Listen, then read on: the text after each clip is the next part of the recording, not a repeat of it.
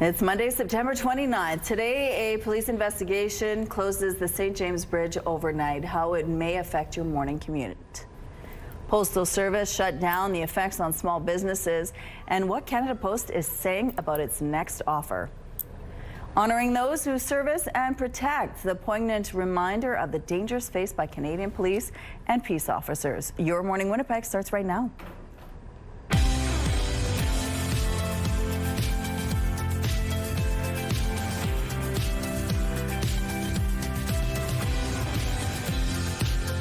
Good morning, happy Monday, Manitoba. Thank you so much for being with us here on Your Morning Winnipeg. We had a beautiful weekend. We're going to talk a little bit more about what it looked like this past weekend. But first, we're going to talk about National Day for Truth and Reconciliation, which of course is tomorrow. It's also Orange Shirt Day. So Joseph Bernacki is live at the Canadian Museum for Human Rights, telling us about some of the events that are happening there tomorrow, events that we should all sort of participate in or at least reflect on. So we're going to talk about that.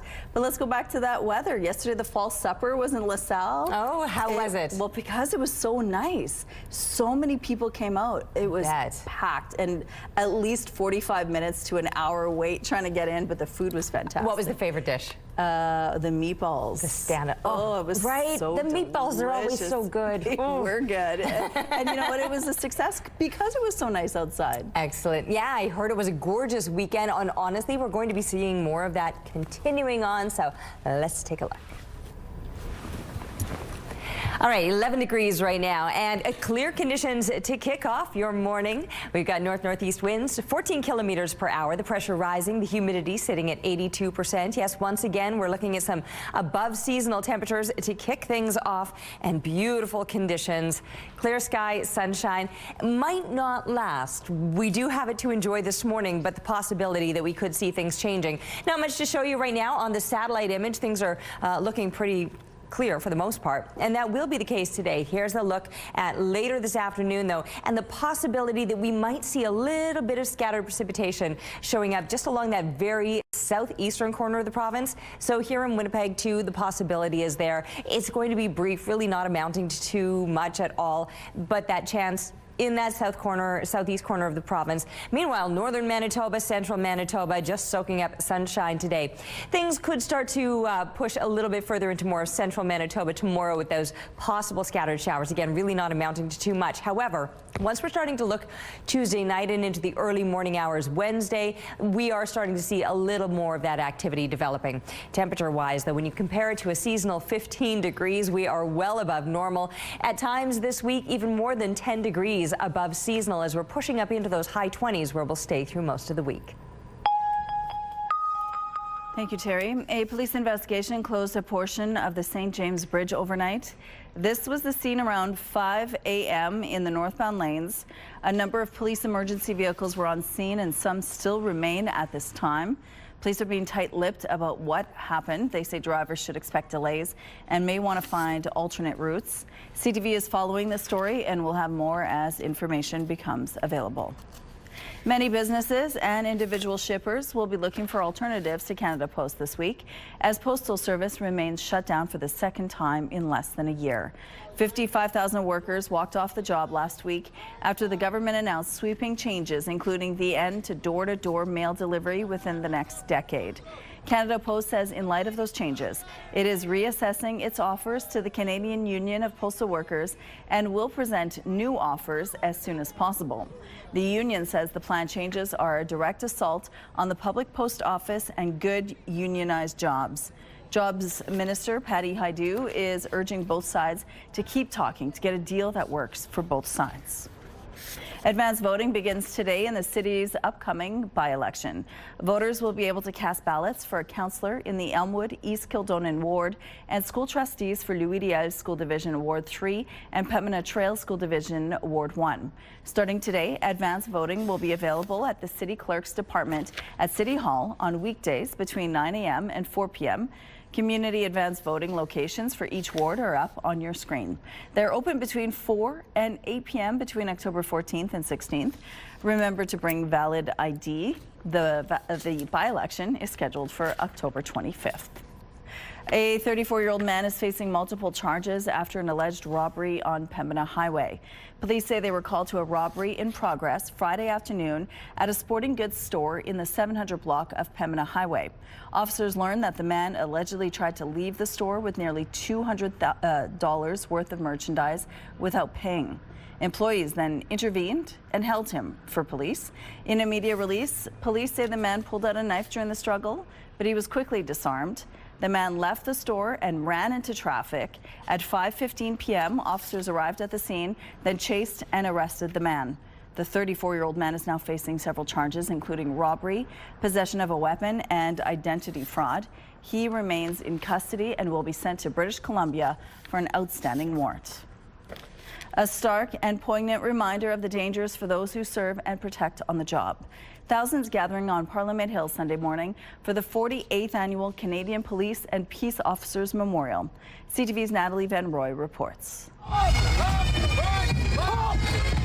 Thousands of Canadian police and peace officers from across the country marching to Parliament Hill Sunday morning. This is the most important day that we have annually. It is so important. We must make sure that those that have paid the ultimate sacrifice, their families that continue to live the ultimate sacrifice, that those sacrifices are never forgotten. A show of solidarity to honor those killed on the job. The service held on Parliament Hill, the site where decisions are made that impact officer safety. This gathering is solemn, yes, but it's also a testament to hope. Hope that our shared commitment will bring comfort to families. It's a chance for families to remember their loved ones. As, you know, a child who's lost their mom 25 years ago, and these events really keep her memory alive. It's important for me as her daughter to continue her legacy. Very sad for us to have to, we remember no matter what every day. But this is also a way for us to come together and feel the support, care, and compassion from all the police services that come together. The service paying tribute to 912 officers with the addition of 3 historical names this year. Lance Corporal John Baker, Canadian Forces Military Police Group. Acting Sergeant George Cook, Canadian Forces Military Police Group. And Constable Craig Town, Thunder Bay Police Service. The glass panels on Parliament Hill now hold the names of 912 officers who died while serving their communities. Also noted, no new names added for 2024. I'm grateful for that. The challenge is that this is a very risky job. Our members are being asked to respond to dynamic incidents that they often know very little about. And the firing of the gun, then the laying of the wreaths. As they honored those killed making the ultimate sacrifice, all of the officers marching past the families left behind. Natalie Van Roy, CTV News. An Edmonton MP is throwing her hat in the ring to become leader of the federal NDP. Today I stand in front of you and I say I'm honored to say my name is Heather McPherson and I am running to be the next leader of Canada's New Democratic Party. The race to become the next NDP leader ends on March 29, 2026 at the party's convention in Winnipeg. Former leader Jagmeet Singh resigned in April after the New Democrats had their worst ever election showing. U.S. President Donald Trump is expressing optimism that a deal to end the war in Gaza is near, ahead of meeting with Israeli Prime Minister Benjamin Netanyahu at the White House later today. In a social media post, Trump stated there's, quote, a real chance for greatness in the Middle East, and all are on board for something special. He didn't provide specifics, but during an appearance on Fox News Sunday, U.S. Vice President J.D. Vance said top U.S. officials are busy with, quote, very complicated negotiations with Israeli and Arab leaders. This comes as the Trump administration unveiled a 21-point Middle East peace plan last week to end the war. Optimist Park, just north of Centerport Canada Way, was filled with volunteers over the weekend who were all busy digging in. Volunteers gathered Saturday afternoon to plant trees and shrubs. It was part of a nationwide initiative, National Tree Day, led by Tree Canada. They planted 3 to 4 different types of shrubs and 2 different types of trees to build a more diverse canopy. Tree Canada says the initiative is to grow greener communities during National Forest Week. They also said the benefits of trees to our environment aren't just about oxygen. We have so many other reasons, though. We have erosion protection. We have the protection of our native species of animals and insects and birds that live around here as well. So we want to be catering to all those aspects. The initiative is in partnership with Bank of Montreal. Organizers said thousands attended the events held all across Canada. And here's a look now, the latest shot of what's going on the St. James Bridge. As you can see here, there are police officers on scene. There are cones on the road. We're not sure what happened here, but expect delays if this is your route into work, especially if you have a flight to the airport. You're going to need some extra time and you're going to need to find an alternate route. If you have any other traffic tips to share with us, please text them to us at 10400. Let's go now to Joseph Bernacki, who's live at the Canadian Museum for Human Rights for Orange Shirt Day activities there. Good morning, Joseph. Good morning, Rochelle, and good morning, Manitoba. Yeah, for today for CTV Your Morning Winnipeg, we're live at the Canadian Museum for Human Rights, having some really important conversations today throughout the show, highlighting Orange Shirt Day, of course, National Day for Truth and Reconciliation. We're on the second floor right now inside the museum. I'm standing just in front of the displays that they have that highlight the genocides that took place for the Indian residential schools. Of course, there's a collection of different panels and exhibits, pictures, lots of information if you've never been up here to the second floor.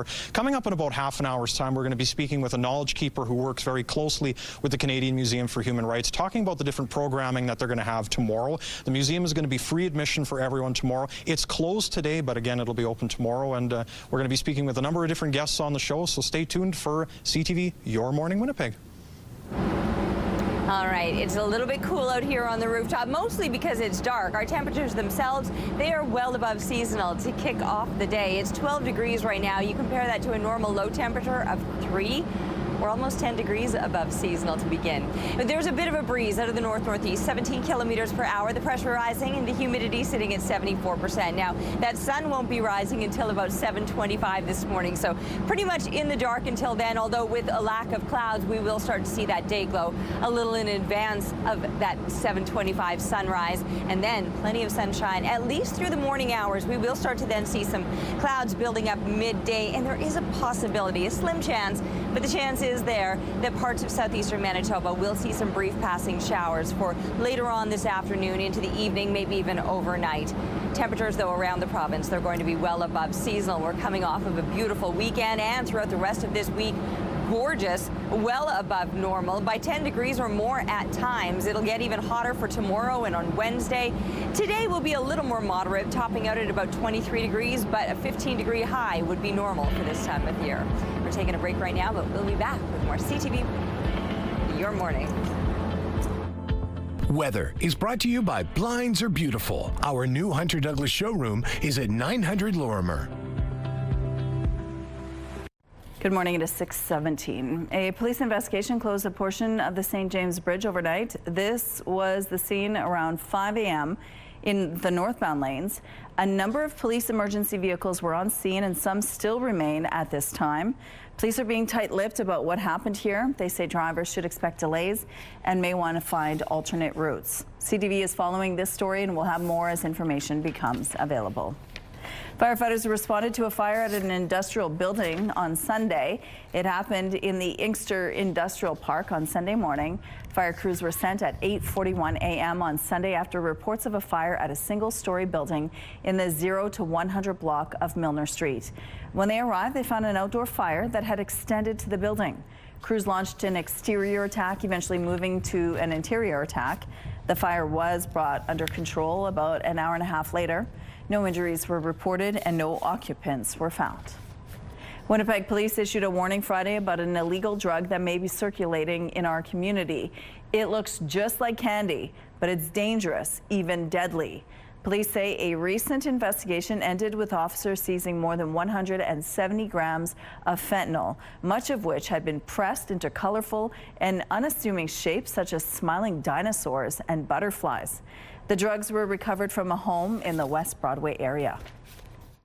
So it can impact a community quite heavily, And the fact that it only takes 2 micrograms or the equivalent of 2 grains of salt to be a lethal dose, I mean, people really need to be aware of this. So that's why we're bringing everybody today to make the public aware of this. The total value of the fentanyl is pegged at north of $250,000, which police say is the Drug Enforcement Unit's largest seizure of its kind. If you come across these products, you're told not to touch them and call the police non-emergency line. A 39-year-old man and 25-year-old woman are facing multiple drug trafficking, weapons, and firearms charges. Both were released with conditions. Small businesses in Canada who rely on American customers are feeling the pain with the ongoing U.S. trade war. CTV's Adrian Gobriel highlights one Ontario company that produces scrunchies, those trendy hair elastics, now feeling the squeeze of tariffs and duties. With each stitch, entrepreneur Tina Nguyen weaves a wish for her family, staff, and their collective future. My aunt or uncle, myself, my brother John, or our seamstress Courtney, we sew them here. Nguyen first started her company in a small apartment, then her parents' home. When order slips began lining the hallway floor, it was time to expand, eventually to this 4,000 square foot unit. Though a confusing cocktail of tariffs and new duties are stepping on her profits. This costs $18.99. Yeah. What's the extra charge on this? So the customer would be paying a 30% tariff fee, and on top of that, a 50 up to 70% brokerage fee. This is one of Nguyen's recent shipment bills for a U.S. order. It used to cost just $13. The total shipment bill is now $241. Stuck in limbo, she's waiting for a certificate confirming that her made-in-Canada scrunchies are CUSMA compliant and tariff exempt. Even though our fabric is bought from our manufacturer in Toronto, I asked them where the fabric was made, and they told me it was made in China. Businesses on both sides of the border are reporting chaos when it comes to the new tariff compliance requirements. Roughly 38% of small businesses in Canada have said they will be forced to close up shop in less than a year if a new trade agreement isn't reached. I'm either losing customers or paying the tariff for them, which would mean me losing my profits and not making money at all. I wouldn't even break even. Her business pinned down by this trade war, the 32-year-old is now wondering if she'll be forced to pack it all in. Tina Nguyen has put a stop on ordering all new materials for next year. The tariff and trade uncertainty, simply too big a risk for her small business. Adrian Gobriel, CTV News, Belleville, Ontario. The minimum wage in 5 provinces, including Manitoba, will be on the rise next month. Ontario, Saskatchewan, Nova Scotia, and PEI will also see wage hikes as of October the 1st. Increases range from 20 cents to $1.30. All provinces have raised their rates this year as Canadians continue struggling with high living costs.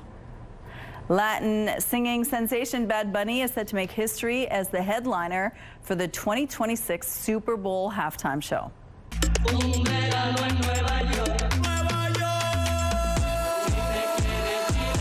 The Puerto Rican superstar announced the news on social media, confirming he'll perform at Levi Stadium in Santa Clara, California on February the 8th. Bad Bunny released his latest album earlier this year. He's now set to become the first solo Latin act to take the stage at the Super Bowl. Taking a look now at what's happening on the St. James Bridge. As you can see, this investigation is ongoing. We are not sure what has happened here. Police are being very tight-lipped. All we know is that traffic is not allowed to move northbound on St. James Bridge. We will let you know once we hear more and when this opens up. Traffic is brought to you by Mr. Lube Plus Tires. No appointment needed. Looking through the Bathfitter Live Eye now. Bathfitter, your bath and shower experts for more than 40 years. And it is a very clear start to your morning. I was going to say it's a cool start to your morning. It's not, but because it's so dark and the sun hasn't started to rise yet, you might want that extra layer on. I was certainly more comfortable when I had my sweater on standing on the rooftop 10 minutes ago, but temperature-wise, compared to what is normal for this time of year, we are well above that. 3 degrees being a seasonal low temperature here through west central Manitoba. Temperatures are closer to what you would expect, with Dauphin coming in at 3 and Swan River even cooler at 1 degree right now. But most of us are either in the high single digits or even into the low double digits to begin the day. Moving up into northern Manitoba, temperatures are closer to the freezing mark. Certainly the case right around Thompson, but even Lynn Lake just at 2 degrees, the Pas coming in at 3. Other places, though, are having a very mild start again with those high single digits to begin the day. Clear conditions, as I mentioned, so the satellite image doesn't have much to show you and probably won't throughout the day today, as it will likely remain fairly clear until later on this afternoon. That's when the possibility of some showers could develop. 16 degrees as kids are settling into the classroom. By lunchtime today, up to 21. Now, 16, just for a reference, is already above seasonal daytime highs, but it only continues to warm up through the day, though that possibility of showers into the afternoon is certainly there. It's a slim chance, as I mentioned, but I'll just let you know about it. Now, 23 for today, but it gets even hotter in the days ahead. Look at these temperatures for the next few days. Tuesday through Wednesday, high 20s are expected, dropping slightly as we're moving on into the weekend with some heavier clouds and maybe even a bit of precipitation by Sunday. Our weather picture, a stunning shot taken of the northern lights in the Norway House Cree Nation. Thanks to Warren for the photo, and keep the pictures coming, please, to Winnipeg weather at ctv.ca. We're taking a break right now, but we'll be back with Your Morning Winnipeg.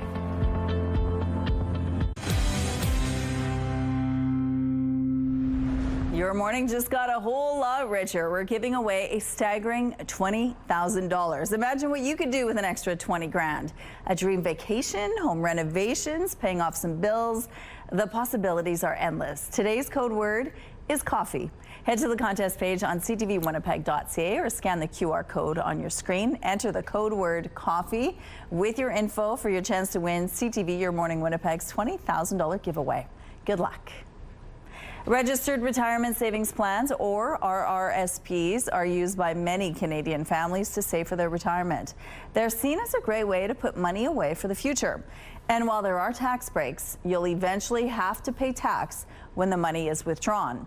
And that can leave families shocked by the final bill when a loved one passes. CTV's Pat Ford explains. Last year was a difficult time for Ashley Galley and her Burlington family. Her mother, Jackie, who worked as a nurse, died in January at 62 years old. And in December, her father, Michael, who worked in business, passed suddenly at 63. The couple were high school sweethearts. We think that my dad passed away of a broken heart. Gallia describes her parents as hard workers who saved to buy a cottage in 1998 and always put money away in their RRSPs for their retirement. 5 years ago, they sold their home and made the cottage their principal residence.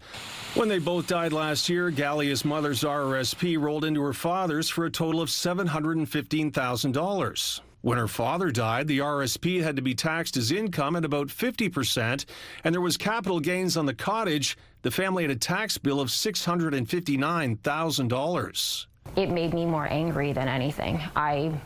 We've just lost both of our parents inside of 11 months. Gallia says to avoid selling the cottage, almost the entire amount of RRSPs her parents saved had to go to pay the tax bill. She says she and her brother expected some of the funds and were shocked almost nothing was left over. What happens to the RRSP? Maybe there's a better vessel to put that in so that it does pass on to your kids or who you'd like it to pass to. If you want to do some retirement income planning for tax efficiency, at least by the age of 55 or 60. Tax expert Evelyn Jack says families should adopt a strategy to reduce the amount of tax they pay, use life insurance, and get advice from a professional to avoid a massive tax bill when a loved one passes. Take a tax hit earlier on so they can avoid a top marginal tax rate at death. And in the process, put that money into more tax efficient vehicles, for example, a TFSA. Gallia says she's still grieving the loss of her parents, but wanted to share what happened to her family to help others. Other people learn that maybe RRSPs aren't the best option for them, then at least I've done something to be helpful or beneficial, and I think my parents would be proud of me for that. Your Morning Winnipeg. Coffee is brought to you by Robin's Donuts, your favorite stop. Waiting for the sun to rise, but it's still a mild and above seasonal start to your morning. 12 degrees right now with winds out of the north-northeast, 17 kilometers per hour. The pressure is rising and the humidity is sitting at 74%. Those clear conditions mean once that sun rises at 7:25 this morning, we'll see plenty of it, at least to begin the day. Many places will see it throughout the day. Here in the very southeastern corner of the province is where the conditions could change ever so slightly. That possibility that we might see a brief shower developing later on into the afternoon, continuing into the evening time. 23 degrees though, that's well above seasonal, with 15 being a normal daytime high, so talk about a nice mild one. And it only gets warmer as we continue over the next few days. So 23 today for our daytime high, dropping down to 15 overnight. As I just mentioned, that would be a seasonal high temp, but a normal low would be around 3 degrees. So remaining well above that. That possibility of showers will continue overnight. Tomorrow, even hotter yet, up to 27 degrees. There will be a little bit of a breeze out of the southeast for tomorrow. Plenty of sunshine expected. And for the next couple of days, in fact, sunshine and heat, with the temperatures up in those mid to high 20s for the next few days until Friday. We'll see a few extra clouds, slightly cooler temperatures, and it even cools down a little further yet, closer to those more seasonal temperatures as we're wrapping up the weekend with the possibility of some showers by Sunday.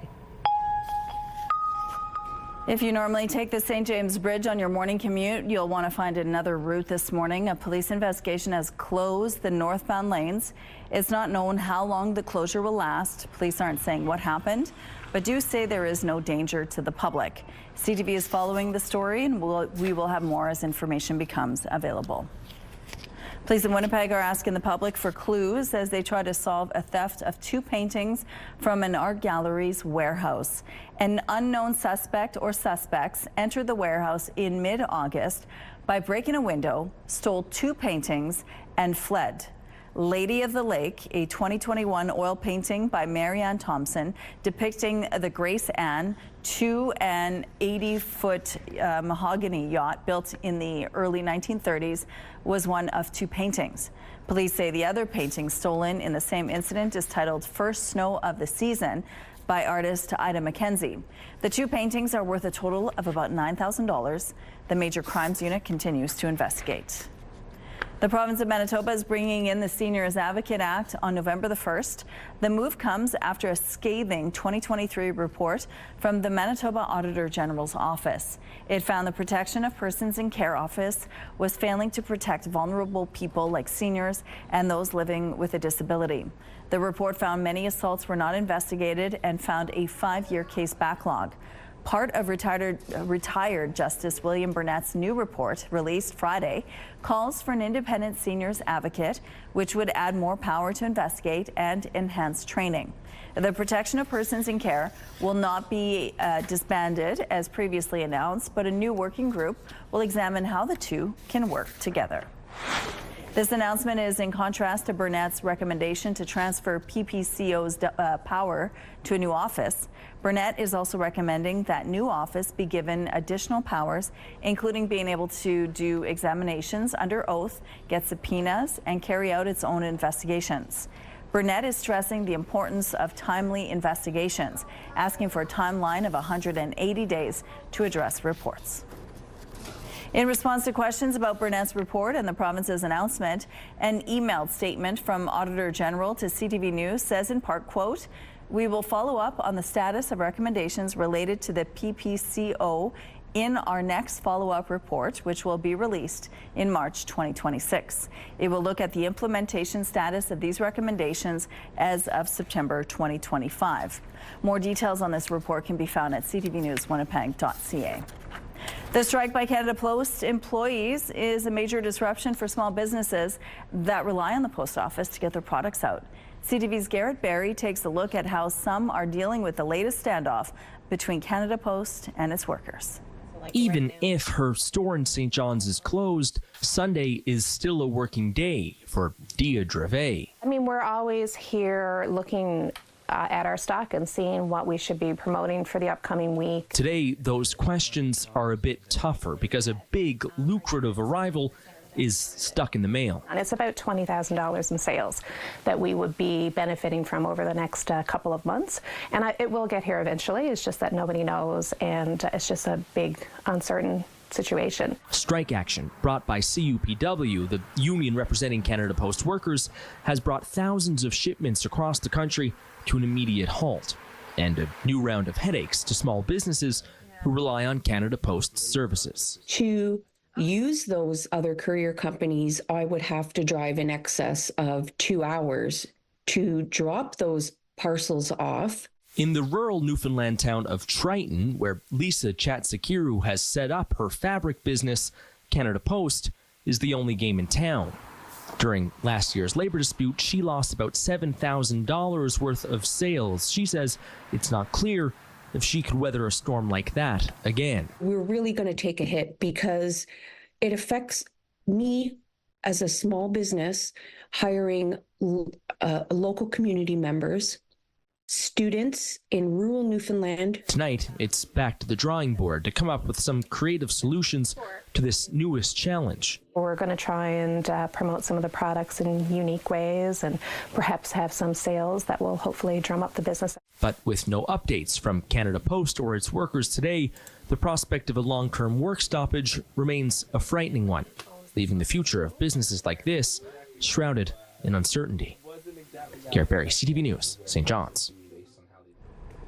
Taking a look now at the latest on the St. James Bridge. It looks like things are perhaps moving a little bit in this area, but northbound is still closed. As you can see, there are still some investigators on the bridge.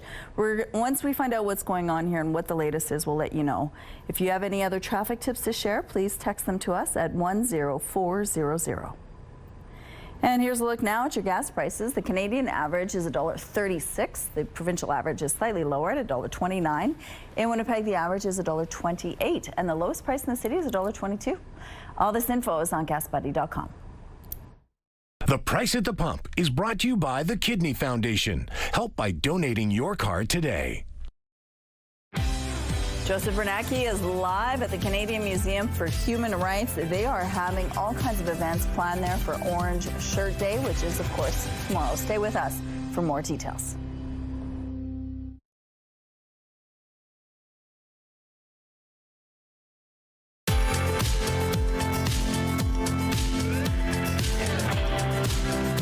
Weather is brought to you by ABC Fire and Safety, your CO2 refill store. A clear start to your Monday morning. A little bit of a breeze, just a little bit of one, and well above seasonal temperatures. So mild once again with the mercury on the rise, not just through the day, throughout the week. As far as where we're sitting right now, it's 12 degrees. You compare that to a seasonal low of 3, and we're almost 10 degrees above normal to kick off the day with a bit of that breeze out of the north-northeast, 17 kilometers per hour. The pressure is rising. Humidity is sitting at 74%. Now, the conditions are clear. It's still dark out here. 7:25 is official sunrise, but I'm starting to see that orange glow just off to the east right now, and then plenty of sunshine to begin the day. Many places will see that sunshine lasting throughout the day. Here in the southeast, we do have the possibility of seeing just a few clouds building and maybe a slim chance of some showers. They'll be brief if we see them at all. There's also a chance that they miss us entirely and stay a little further tucked into that southeast corner, but 23 degrees is where we're headed today for high temperatures well above the seasonal 15, and then it only gets warmer tomorrow through the next few days. We'll really be feeling that fall-time heat. We've got Joseph Bernacki down at the Human Rights Museum. Let's check in and see what's happening there. Joseph? Thanks, Terry. Yeah, we're having a good time so far this morning. We're inside the second floor of the Canadian Museum for Human Rights. Very pleased to be joined at this time by Marilyn Dykstra. She's a knowledge keeper here at the museum. Pleasure to have you on our show for a few segments today. Thank you so much. Yeah. So for people who haven't been up to the second floor here, kind of put us in this space for our viewers, Marilyn. What part of the gallery are we standing in front of? We're standing in front of the area. It's called Recognizing Genocide, and it's about the residential school system in Canada that took about 150,000 children into residential school against the community families' support. And we're looking at what are things that you and I can do to kind of help to advance reconciliation in Canada, because of course we all have responsibility in that action. And we were having a conversation before we were live this morning, Marilyn. What does National Day for Truth and Reconciliation look like in 2025? It's a little different. Obviously, we don't have residential schools today, but we do have an ongoing genocide in Canada.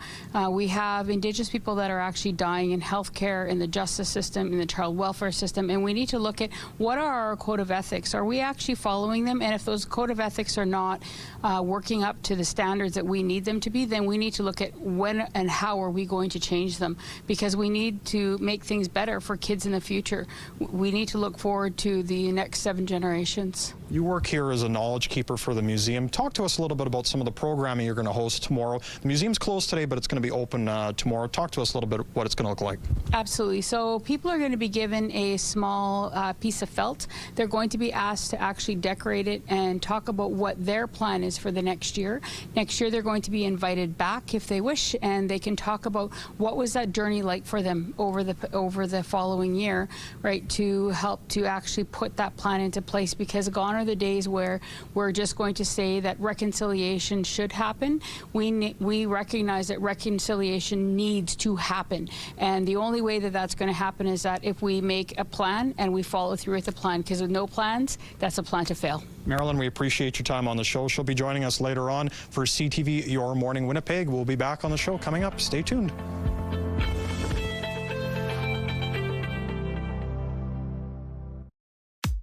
Looking at the early markets, the Dow Jones jumping higher overnight. The Nasdaq and S&P index are also trending higher.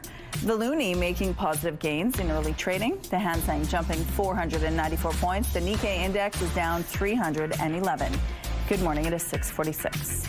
A police investigation has closed the northbound portion of the St. James Bridge. This is what it looked like on the bridge around 5 this morning. It's not known how long this closure will last. Police aren't saying what happened, but do say there is no danger to the public. CTV is following the story, and we'll have more as information becomes available.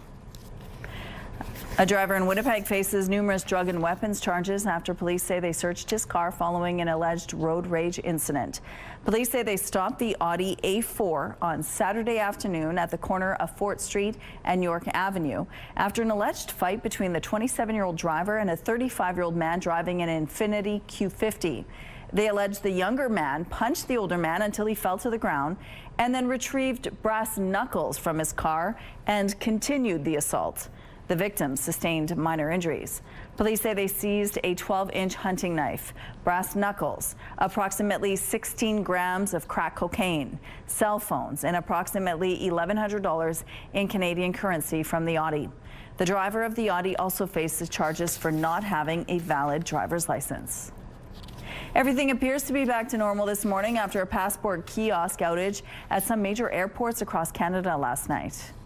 It was pretty full, pretty crowded, not very well organized today until you kind of got by the machines, but after that it was okay. This morning, Canada Border Services Agency said, quote, the outage has been resolved. Travelers may continue to experience delays in the short term as we resume normal operations. Some travelers were stuck for hours trying to get through customs. The issue affected Toronto, Montreal, and Calgary airports, and it also hit some check-ins for flights outside the country heading to Canada. Declarations on the ArriveCAN app were also shut down. A CBSA spokesperson said the outage was caused by an unforeseen technical issue during routine systems maintenance. Some Starbucks locations across the country are now closed. This is a neighborhood spot, so it's kind of sad that they're closing. The CEO of Starbucks, Brian Nichol, said approximately 1% of all the company's locations in North America will be closed by the end of the fiscal year. That's about 400 locations. It's unclear how many of those stores are in Canada, but dozens of locations across Ontario, BC, and Alberta closed their doors this weekend.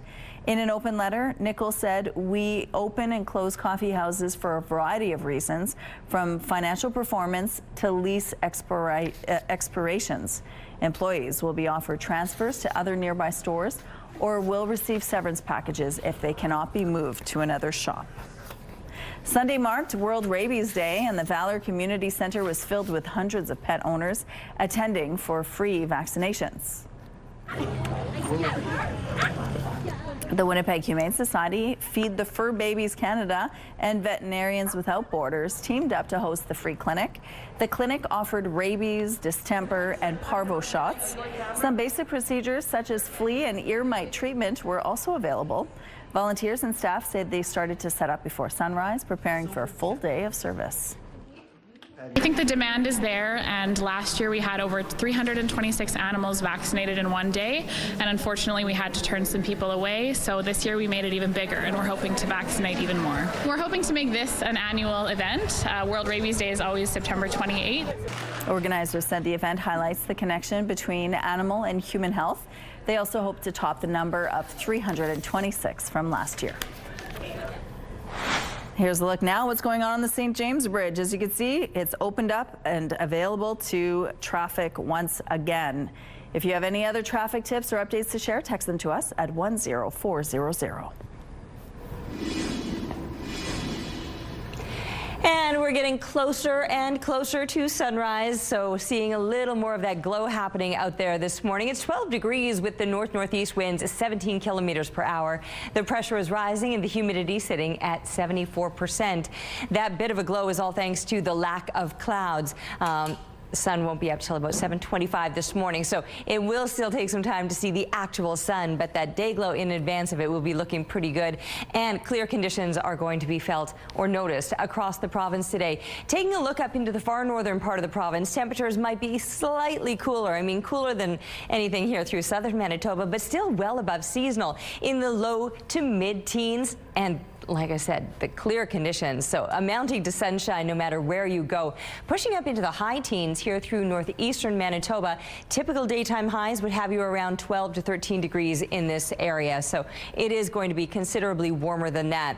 Here through southern Manitoba, where 15 degrees would be a normal daytime high, instead low 20s are expected for today. Very clear, plenty of sunshine. Of course, we're waiting for that to rise, 7:25 as I mentioned, and then setting at about 7:15 or 7:12, I think. So seeing those shorter days, but suddenly warmer days. This little blast of heat for the next few will be well above what you would expect. Low 20s here in the southeast, same across that eastern border, northwestern Ontario, above normal, but it gets even warmer yet because while we're in the low 20s today, pushing up into the high 20s for tomorrow, Wednesday, Thursday. Beautiful sunny conditions. It will get a little bit cooler, a little bit cloudier on Friday, and then wrapping up the weekend with the more seasonal temperatures and the possibility of some showers by Sunday.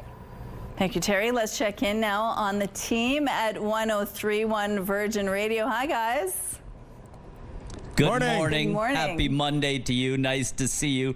We have a lot to get through today in terms of tomorrow, Orange Shirt Day, National Day for Truth and Reconciliation.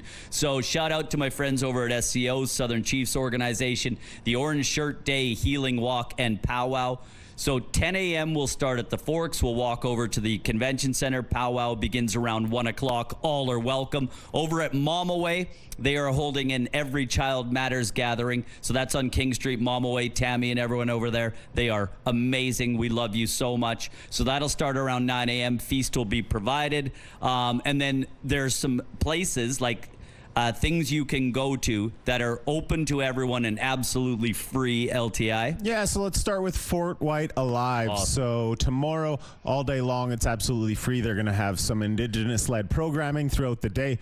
And then the Manitoba Museum, same thing. Programming, special programming all throughout the day, absolutely free. That actually you can go to today. It's free. Oh, and nice. then tomorrow as well. Nice. That I didn't know.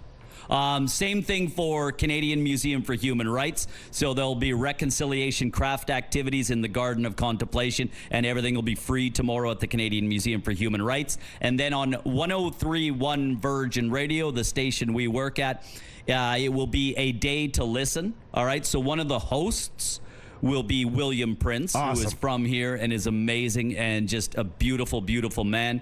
Guests will include Dr. Marcia Anderson, also from here. She is amazing. And Negon Sinclair. And of course, this is the 10th anniversary of the Truth and Reconciliation Commission, which was headed up by the late, amazing Murray Sinclair. So that is a day to listen tomorrow all day on 103.1 Virgin Radio.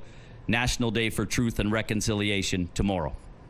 Okay, well, thanks you guys for your time today.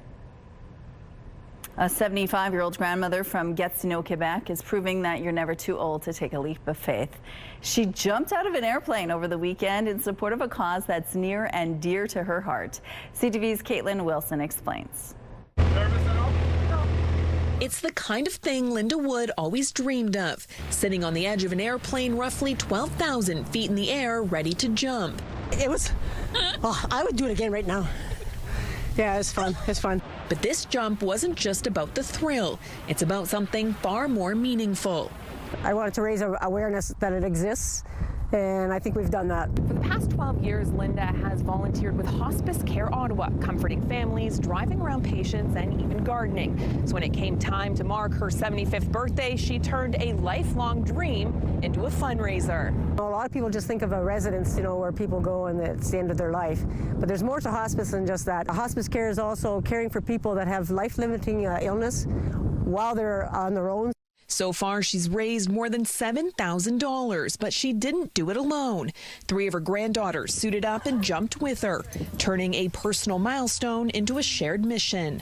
I think that when people hear you're going to jump out of a plane, you don't think like, oh, you're going to go and do it with your grandma. But I'm really grateful that I get to do it with her. And if you know Linda, you know this isn't out of character. It was only like a couple years ago. She went to Africa and went like in the sea animals and what. Like she's just always done like crazy things like that. So it's not really that surprising. Even in the free fall, her heart was right where it's always been. Thank you so much for donating to Hospice Care Ottawa. And this is so much fun. You gotta do it. Back on solid ground, it's a birthday she'll never forget. And if you're wondering how she plans to top it, Anika has some ideas for that. She said, oh, Grandma, I know what you can do on your 80th. She says, we can go down a live volcano. We'll see. Caitlin Wilson, CTV News. Here's a look at what's happening on the Norwood Bridge. It looks like things are moving well over here. We're going to take a break. We'll be back after this with your 7 o'clock headlines. Stay with us. It's Monday, September 29th. St. James Bridge reopens. Traffic is moving again after an overnight police incident shut down the northbound span earlier this morning. Plus, new U.S. tariffs. Washington imposes fresh duties on pharmaceuticals and trucks, sparking more economic concerns. And first, concert memories. From Kiss to the Monkees, Manitobans take a musical trip down memory lane. Your Morning Winnipeg starts right now.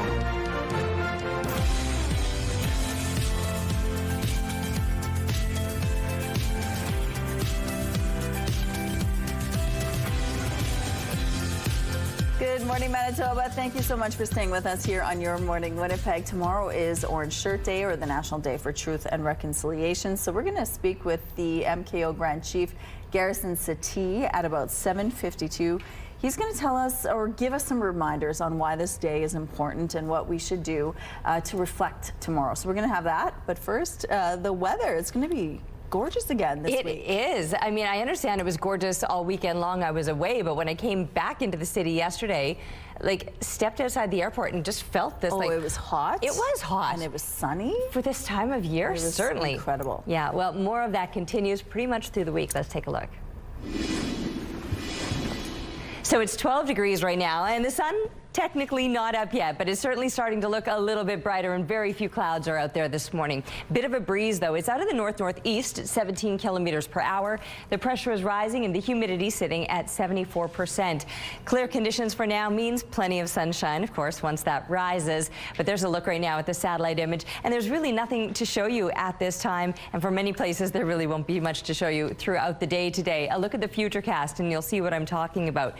Clear across the entire province, but later on this afternoon, the possibility that here through right in that very southeastern corner, we could see some showers developing. Very brief, not amounting to too much, but that chance is there through the southeastern corner. And then once we're starting to look overnight and into tomorrow, seeing that moving a little more into east central Manitoba. Later on into the week, in fact, in the overnight hours before Wednesday morning and then early Wednesday morning, starting to see a bit more of that precipitation moving up into parts of northern Manitoba as well. But here in the south, we're not likely to see much more than that chance of showers today. 23 degrees, well above normal. 15 is a seasonal daytime high, but we'll be soaring beyond that, more than 10 degrees above seasonal as we look through the next few days. Cooling slightly by Friday, and then it is a return to those more seasonal temperatures as we're looking to wrap up the weekend. Our art today is all thanks to Johnny, who got creative, a little mixed medium with some fresh fall leaves there that he's plastered onto his little tree. Thank you, Johnny, for sharing this picture with us, and we would love to see whatever you're working on. So draw, color, paint, get creative, take a picture of that art and email us to winnipegweather@ctv.ca.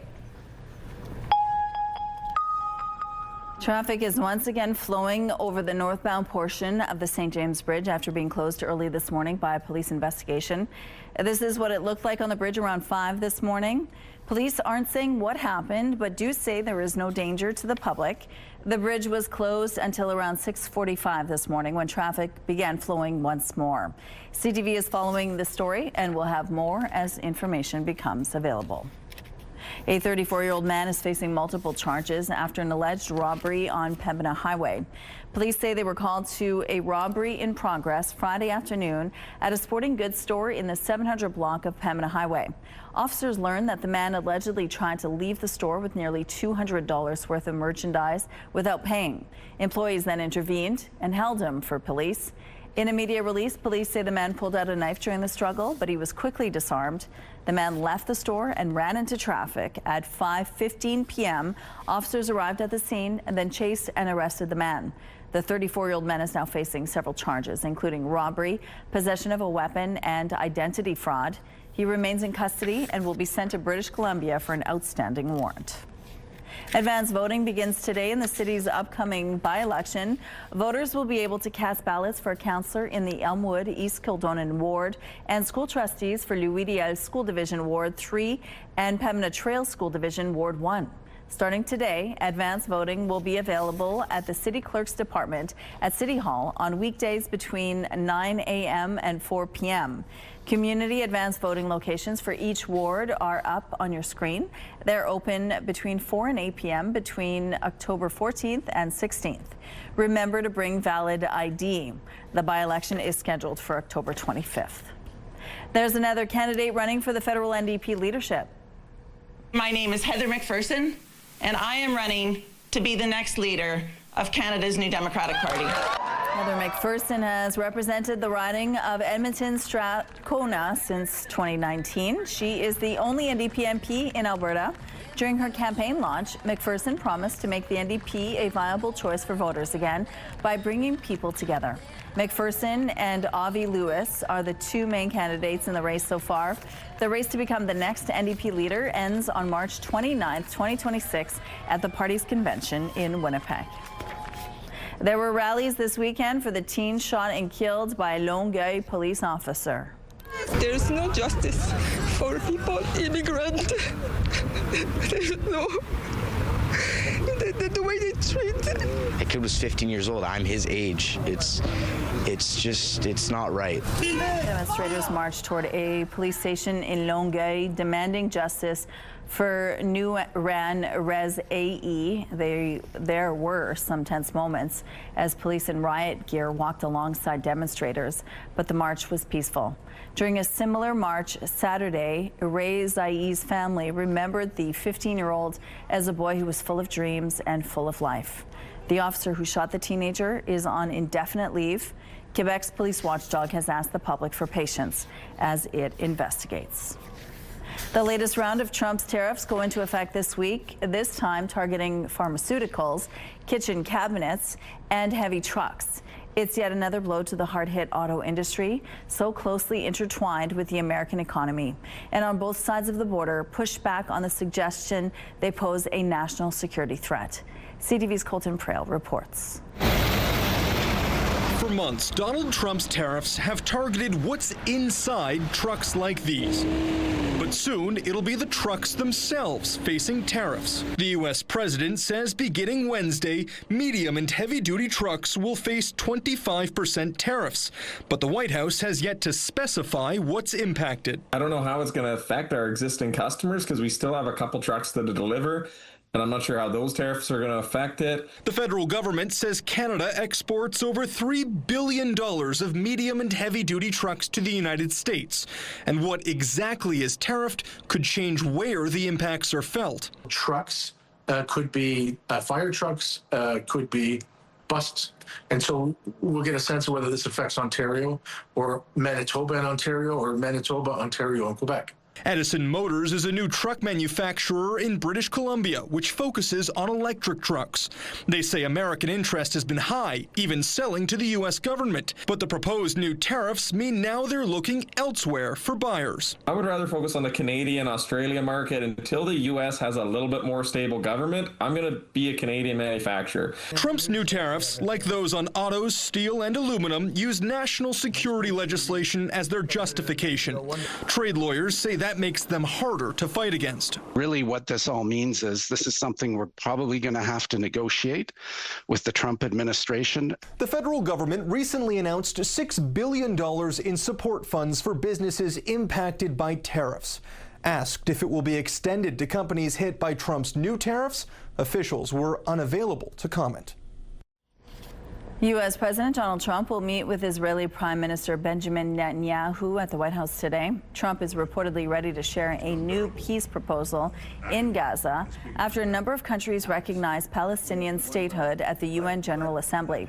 Speaking on Fox News yesterday, Netanyahu said he's working with President Trump's team towards a peace plan, though it hasn't been finalized yet. This will be Netanyahu's fourth visit to the U.S. since Trump returned to the White House in January. What was your first concert? We put that question out to our viewers, plus some familiar Manitoba faces, and the answers did not disappoint. First concert was Motley Crue at the Winnipeg Arena. I went with my best friend, and his older brother took us. My first concert that I remember really well and distinctly was In Excess. There's this guy from all where I'm from in Cooks Creek, Wandering Wayne Wozni, and I saw him perform at a festival in Cooks Creek. And I consider that my true first concert because the guy's awesome. Did I end up going to Sting for Dream of the Blue Turtles, I think? Was at the arena. Yeah. My first concert was at the Gimli Rec Center. My mom and dad took me to see the queen of country music, Kitty Wells, and her husband, Johnny Wright. Those are just a few of the stories we got after asking our viewers to take a trip down musical memory lane to share their recollections from their first concert. Our CTV News digital team is diving into this very topic, from the science behind live music to the concerts themselves that were so formative to Manitobans. You can read it on our website, ctvnewswinnipeg.ca. And here's a look now what's going on in traffic along McPhillip Street. It looks like a smooth drive over here so far this morning. If you have any traffic tips or updates to share, text them to us, please, at 10400. Let's go now to Joseph Bernacki, who's live at the Canadian Museum for Human Rights, all about celebrations and events happening tomorrow for Orange Shirt Day. Good morning, Joseph. Good morning, Rochelle, and good morning, Manitoba. Yeah, as we've talked about throughout the show today, for CTV Your Morning Winnipeg, we're at the Canadian Museum for Human Rights, where we're having some really important conversations for National Truth and Reconciliation Day, which is, of course, September 30th. The museum is closed today, but tomorrow they're going to be open and having a bunch of different programming. Earlier in the 6 o'clock hour, we spoke with the knowledge keeper who works closely with the museum, Marilyn Dykstra. She's going to be joining us again later on in the 7 o'clock hour. We're going to be having a number of different speakers on throughout the rest of the show today. We're going to be highlighting the red dress display, which is behind me here, of course, on the second floor inside the museum. It's one of the newer displays, I was told, inside the Canadian Museum for Human Rights. Stay tuned for some more important conversations and dialogue coming up shortly here on CTV Your Morning Winnipeg. All right, it's slightly cool out here this morning, but only because, again, it's still dark and there's just a little bit of a breeze. So I've got the cardigan on this morning, happy that I made that decision, but I can bet that later on today, probably even for my walk home later this morning, it won't be a necessary accessory. 12 degrees is where we're sitting right now to begin the morning with 14K winds out of the northeast. The pressure rising, humidity sitting at 70%, and yes, we're getting closer to the sunrise. I can already see how much brighter it's looking out here this morning and how clear it is. But 7:25 is officially the time that the sun will begin to rise, and then setting at about 7:15 this evening. So again, those shorter days, but nothing cooler about these days by any means. The rest of this week you can expect well above seasonal temperatures, climbing to a high of about 23 degrees here in Winnipeg with similar temperatures through the south. A little bit cooler across parts of northern Manitoba, more so in the low teens through the northeast or mid to high teens in the northwest. But even those temperatures will continue to ramp up. We've got a hot few days ahead, pushing up into the high 20s, hot for this time of year anyway, before it will cool down for the coming weekend and we will see a return to the seasonal temps. Weather is brought to you by Destination Dinner Stage, Manitoba's only musical dinner theater. Time now for a question of the day. How will you be commemorating the National Day for Truth and Reconciliation? You can text your answer along with your name to 10400. Make sure to follow the automated instructions so we can feature your response. At Your Morning Winnipeg, we're all about celebrating your amazing pets, furry, feathered, or scaly. Your Pet of the Week submissions are amazing. We want more. Whether it's dogs, cats, birds, or any other pet pals, send them our way. Drop your pet photos and a fun little story about them to petoftheweek@ctv.ca, and then catch us every Thursday to find out if your pet is our Pet of the Week on Your Morning Winnipeg. We're taking a break here. We'll be back after this.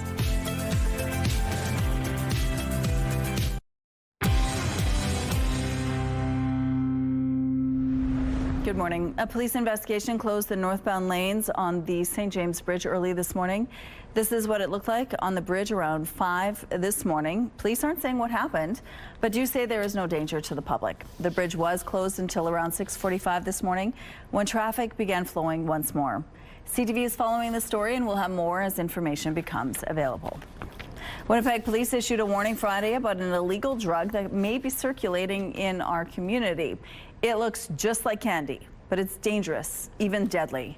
Police say a recent investigation ended with officers seizing more than 170 grams of fentanyl. Much of it had been pressed into colorful and unassuming shapes, such as smiling dinosaurs and butterflies. The drugs were recovered from a home in the West Broadway area. So it can impact a community quite heavily, and the fact that it only takes 2 micrograms or the equivalent of 2 grains of salt to be a lethal dose. I mean, people really need to be aware of this. So that's why we're bringing everybody today to make the public aware of this. The total value of the fentanyl is pegged at north of $250,000, which police say is the Drug Enforcement Unit's largest seizure of its kind. If you come across these products, you're told not to touch them and call the police non-emergency line. A 39-year-old man and 25-year-old woman are facing multiple drug trafficking, weapons, and firearms charges. Both were released with conditions.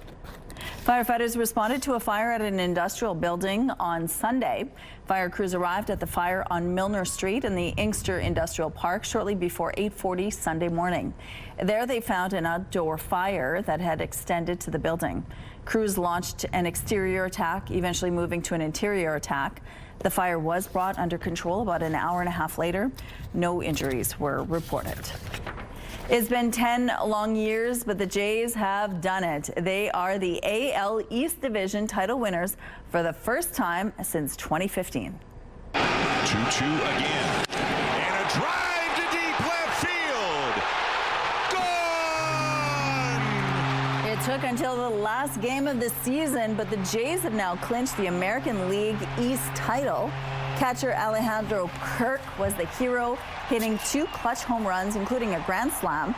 The Jays beat the Tampa Bay Rays 13-4. And here's what's happening now in traffic along Confusion Corner. It looks like things are moving quite well over here, and traffic is slowly picking up in this area. If you have any traffic tips or updates to share, text them to us, please, at 10400. Traffic is brought to you by Curtis Carpets, Manitoba's flooring experts. Time now for some entertainment news. Latin singing sensation Bad Bunny is set to make history as the headliner for the 2026 Super Bowl halftime show.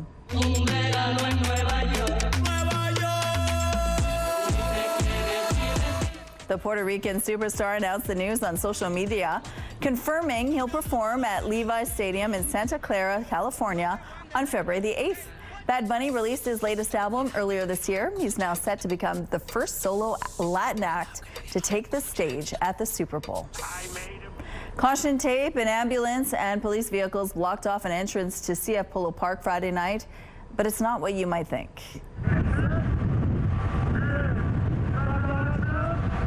Crews were at work filming scenes for Violent Night 2. The sequel starring David Harbour and Kristen Bell is filming here in Winnipeg. It's been taken over other local spaces such as Portage Place Mall in August. Violent Night 2 hits theaters December 2026. 2 new movies led the way at the weekend box office. This is Bob Ferguson.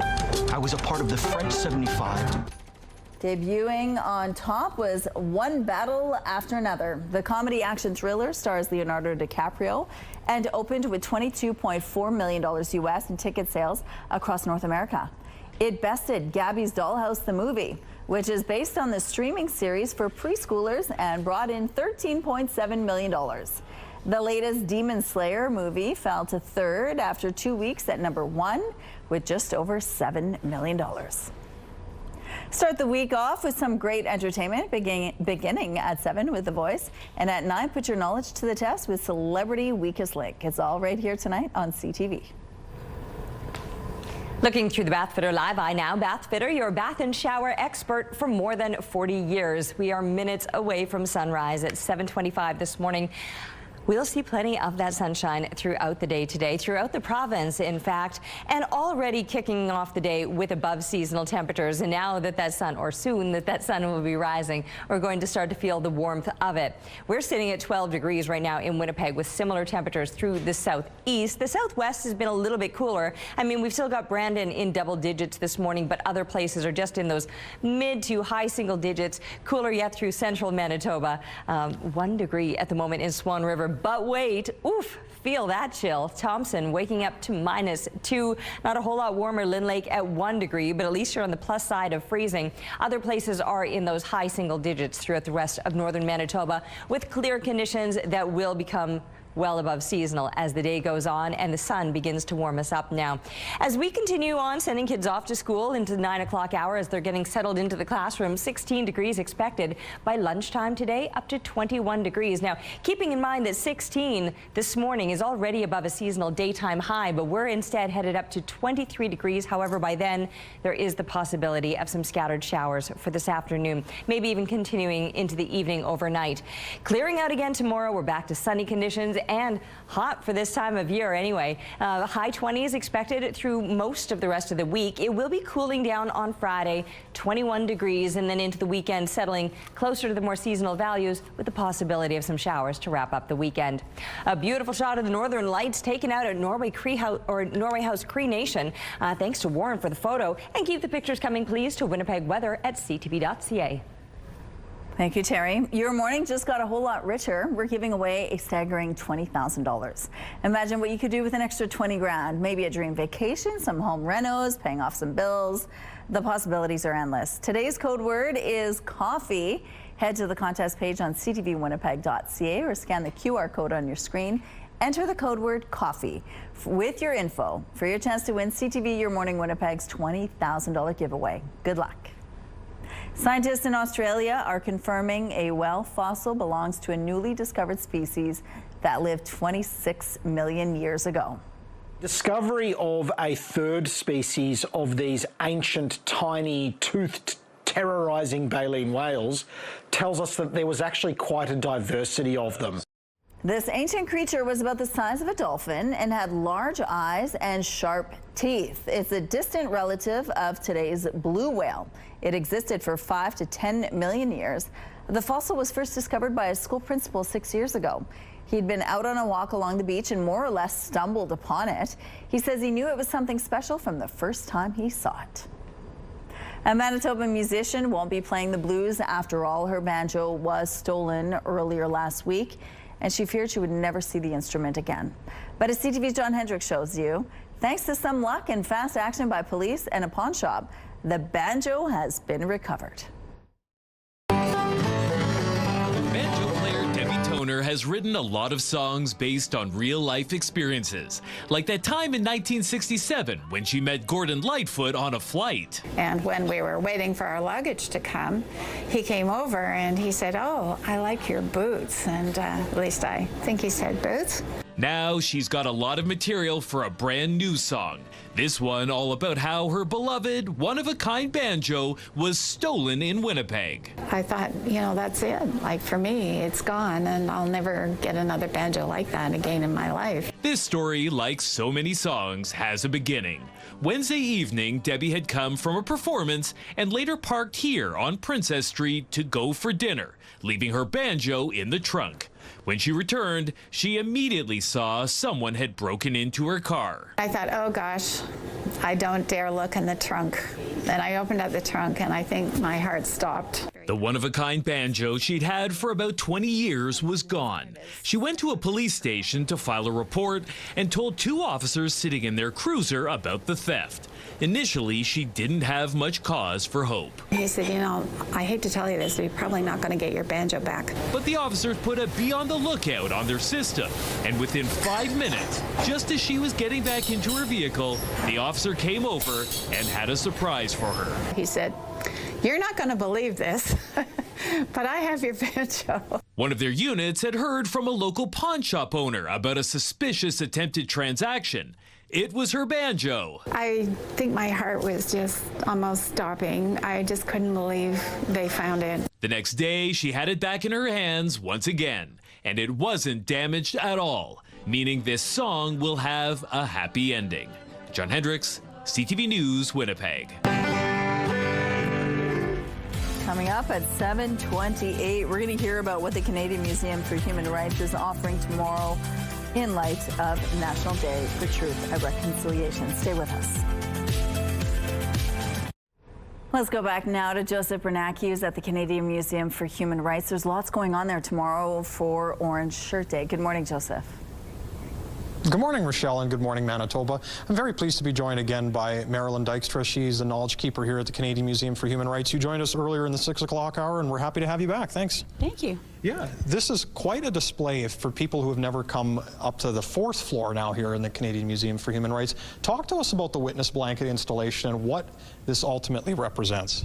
So a Canadian by the name of Kerry Newman actually put this together.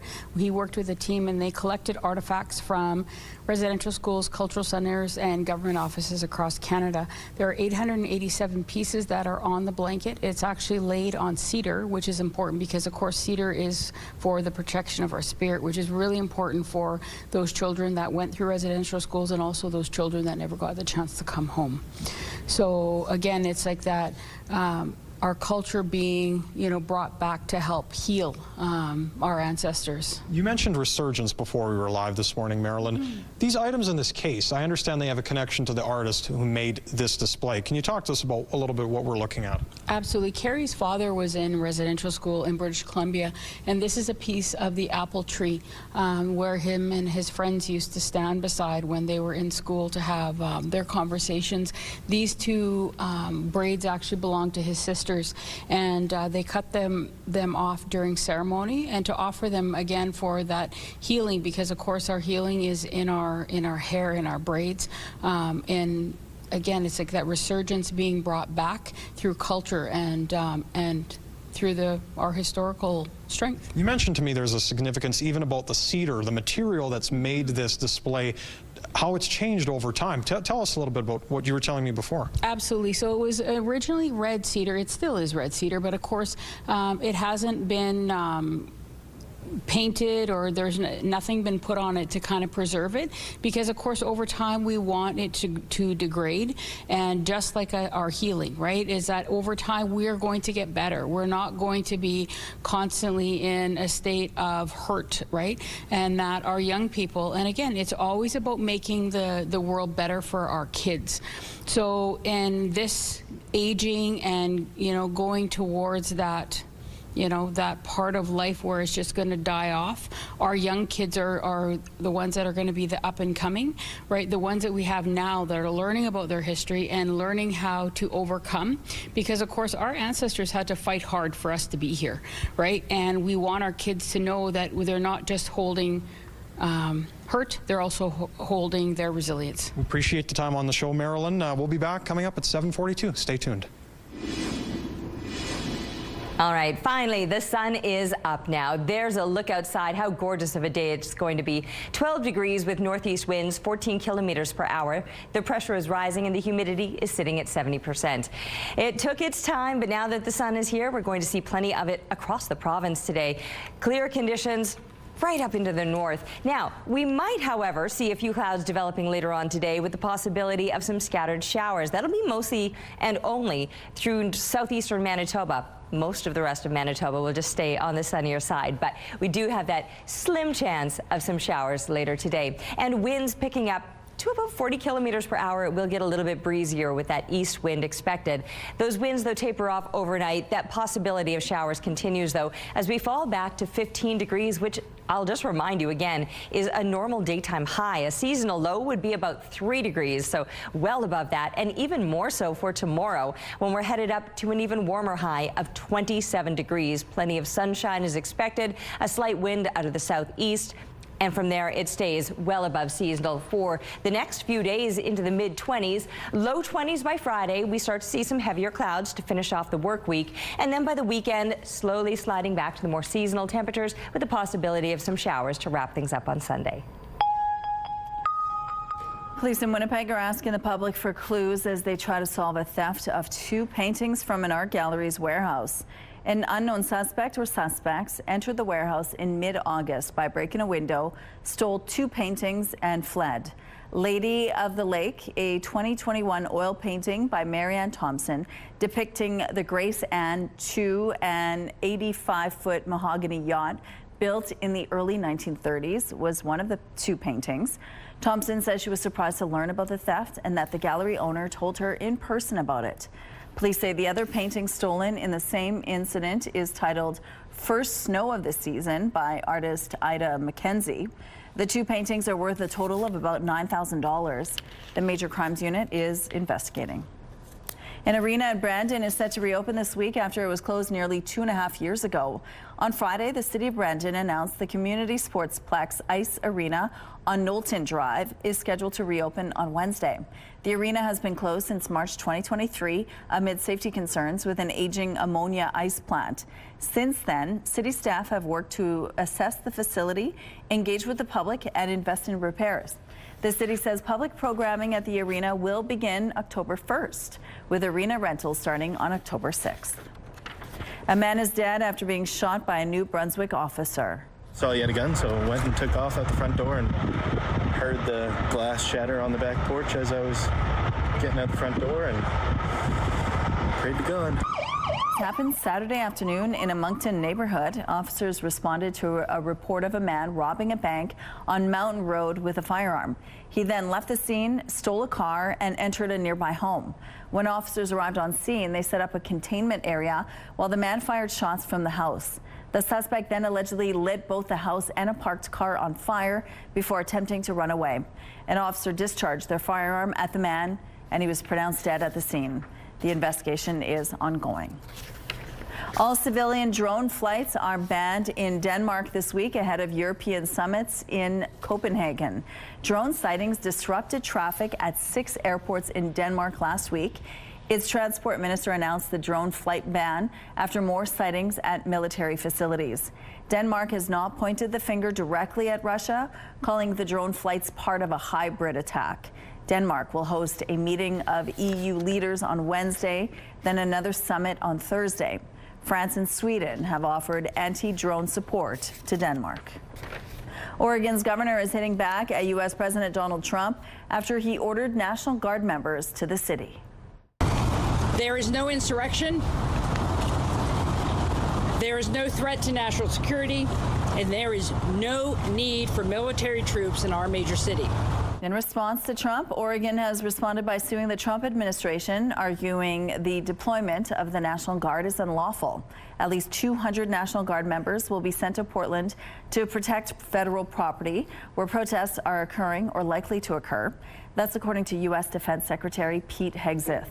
On Saturday, Trump said he's authorized the use of full force, if needed, to suppress protests targeting immigration detention centers. The minimum wage in 5 provinces, including Manitoba, will be on the rise next month. Ontario, Saskatchewan, Nova Scotia, and PEI will also see wage hikes as of October the 1st. Increases range from 20 cents to $1.30. All provinces have raised their rates this year as Canadians continue struggling with high living costs. Some road closures to remind you about this morning. Starting today, the middle lane on Sherbrooke Street will be closed between Ellis and Sargent. Bannatyne will be closed between Isabel and Juneau. And the northbound middle lane on Desmarons between Horace and Marion will be closed following the morning rush. If you have any other traffic tips or updates to share, text them to us, please, at 10400. And here's a look at your gas prices. The Canadian average is $1.48. The provincial average is lower at $1.24. In Winnipeg, the average is $1.23. The lowest price in the city, $1.12. All this info is on GasBuddy.com. The Price at the Pump is brought to you by the Kidney Foundation. Help by donating your car today. Right now it is sunny. It's 12 degrees. Your Morning Winnipeg will be back right after this. Your Morning Winnipeg. Coffee is brought to you by Robin's Donuts, your favorite stop. It's 12 degrees and the sun is shining. Looking good out there this morning. Northeast breeze is 14 kilometers per hour. The pressure is rising and the humidity sitting at 70%. Sunshine beginning to bounce off those buildings in the downtown area. Beautiful start to the day. It might change for us here in the southeast. There you can see on the satellite image just how clear of a day it is for everybody to begin. And many places will see clear sunny conditions lasting throughout the day with really nice temperatures. Right up into the northeastern part of the province, you can expect at least to be in the double digits or the mid-teens. These values are pushing you well above seasonal. That's going to be the case across the entire province today. Just into the double digits would be normal daytime highs for the northeast. In the northwest, around 13 degrees or so, that would be a seasonal daytime high, and instead high teens is what you can expect out of today. Here through southern Manitoba, we're soaring up into the low 20s when around 15 degrees would be normal for this time of year. Very clear, plenty of sunshine. Here in the southeast, this is where we might see a brief passing shower, especially in areas just to the south or to the east of us.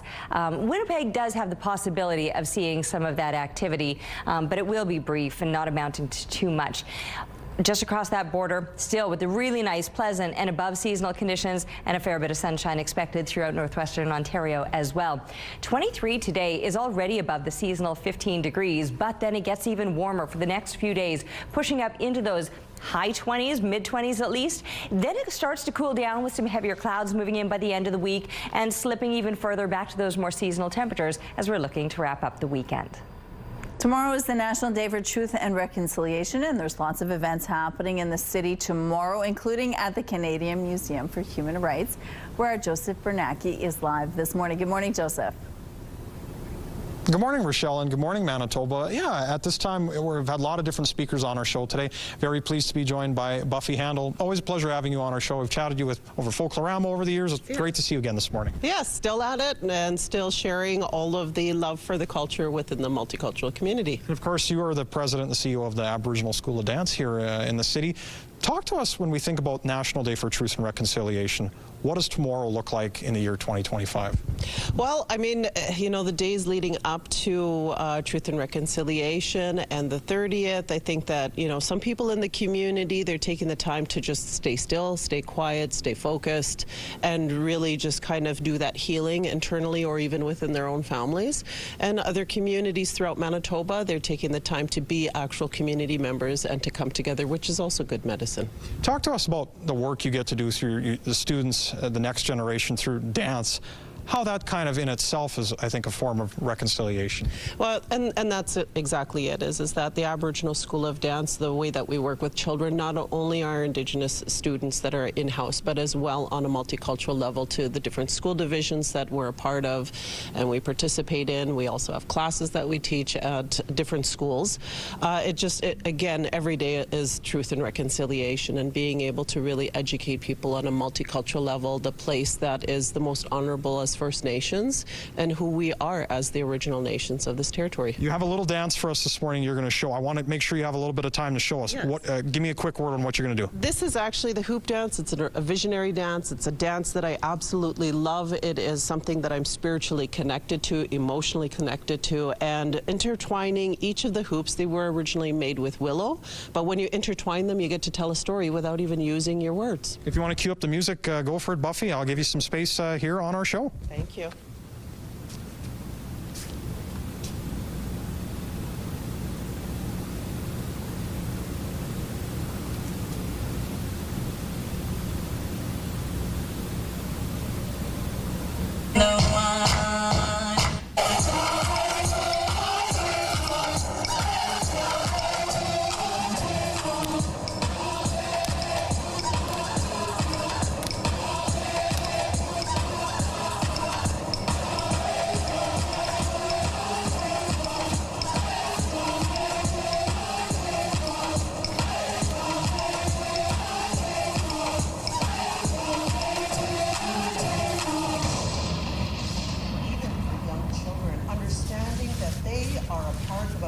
circle of love and support can help them feel free and strong.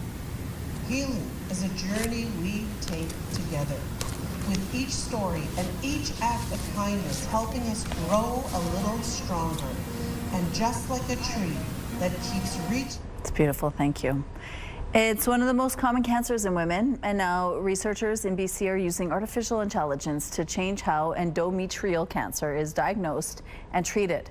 It's hoped AI can do what sometimes doctors have difficulty doing, determining who needs treatment and what kind they need.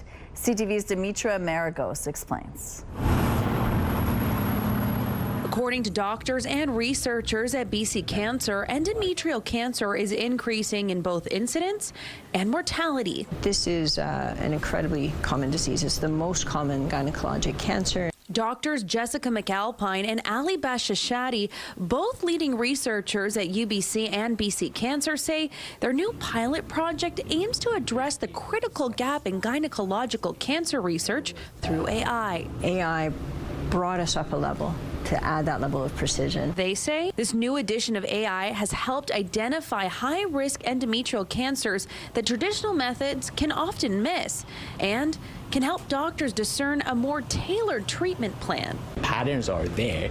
It's just that we're using AI to be able to identify those. Dr. Bashashati, those are the tissue samples. Walked us through what they analyze when receiving samples from patients. We call it AI screen. AI reviews the samples. AI puts them into one of the buckets of like, okay, it's a good responder or like a poor responder. The technology provides more specific information than previous approaches. AI thinks that this is the area of the tissue that is contributing to aggressiveness of the disease. And that helps us to validate the findings. Both doctors explain that the implementation of this technology could create treatment plans that doesn't have any boundaries and may not force those from rural communities to come to the Lower Mainland for treatment and testing. That's very impactful for those patients who will tell you how difficult it is to leave their support. Adding the use of AI could bring optimism to what can be a diagnosis fraught with anxiety.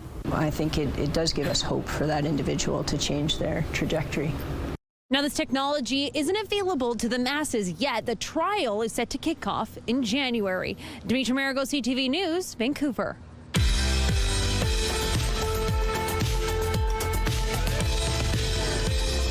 Let's see who's celebrating Milestone today. Happy birthday, Lyndon, from your family.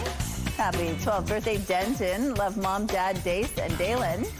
Happy 4th birthday, Echo. Love from Mommy, Brother O'Shea, Granny, and family. And a happy 3rd birthday, Brantley. Love Grandma and Papa. To submit your milestone, visit our website, ctvnewswinnipeg.ca, and fill out the form at least 2 days in advance. It'll also enter you into our monthly contest for a chance to win a $100 gift certificate to Party Stuff. Milestones is brought to you by Party Stuff. 3 Winnipeg locations and at partystuff.ca. Weather is brought to you by Garage Masters, your complete garage specialists. All right, expected to be warmer than usual, or for you, what this time of year would typically bring, because while we're headed to a high of 23 degrees, 15 is in fact normal for this time of year. Now, last year we did even better than that, getting up to 28.2, but it was only a few years back when we hit the record of 31 degrees. That was set in 2021. Now, it is beautiful, clear and sunny. We had to wait till 7:25 to even see that sunshine, but now that it's up, oof. It's going to be a beautiful day today. And yes, warm and above seasonal once again with these temperatures on the rise. Now, there will be a bit of a breeze. From 12 degrees right now, we've got that breeze out of the northeast at 14 kilometers per hour. Pressure rising and the humidity sitting at 70%. That wind might increase even more so today, though. At times, it could be gusting to about 40 kilometers per hour. But temperatures, they'll be on the rise as well. No matter where you are, mercury will be climbing, warmer than you would expect this time of year. For southern Manitoba, that'll put us into the low 20s. For northern Manitoba, mid to high teens. Now, tomorrow, even hotter yet, and I'll use the word hot because we're getting up to 27 degrees for Tuesday. Wednesday, Thursday, not much cooler than that, so well above normal for the rest of the week. I should mention, though, that this afternoon, here in the very southeastern part of the province, there is the possibility of some brief and scattered showers passing through. Tomorrow is the National Day for Truth and Reconciliation, or Orange Shirt Day. It's a day to reflect on the horrors of the residential school systems and their impacts being felt even today. Joining us now from Manitoba, Kiiwetinoong, Ogimanganak is Grand Chief Garrison Satie. Good morning, Grand Chief. Good morning. Thank you for joining us. Now, what does National Day for Truth and Reconciliation mean to you? I think for myself, my grandmother was a residential school survivor, and my aunts were in residential schools, so it has a personal, I guess, a personal effect on me myself. But also, I'm honored that we are taking this time to reflect and to honor the survivors, those who did not survive, and those that still remain among us. And a lot have gone on into the spirit world, but we do not forget them, and we continue to honor their legacy, and also honoring them for who they are and that they matter to us. What do you want Manitobans to reflect on tomorrow? I think this is a time to learn, to listen, and to understand. And I think that when we begin to understand, that's when true reconciliation will happen. It has been 10 years since the 94 calls to action were introduced.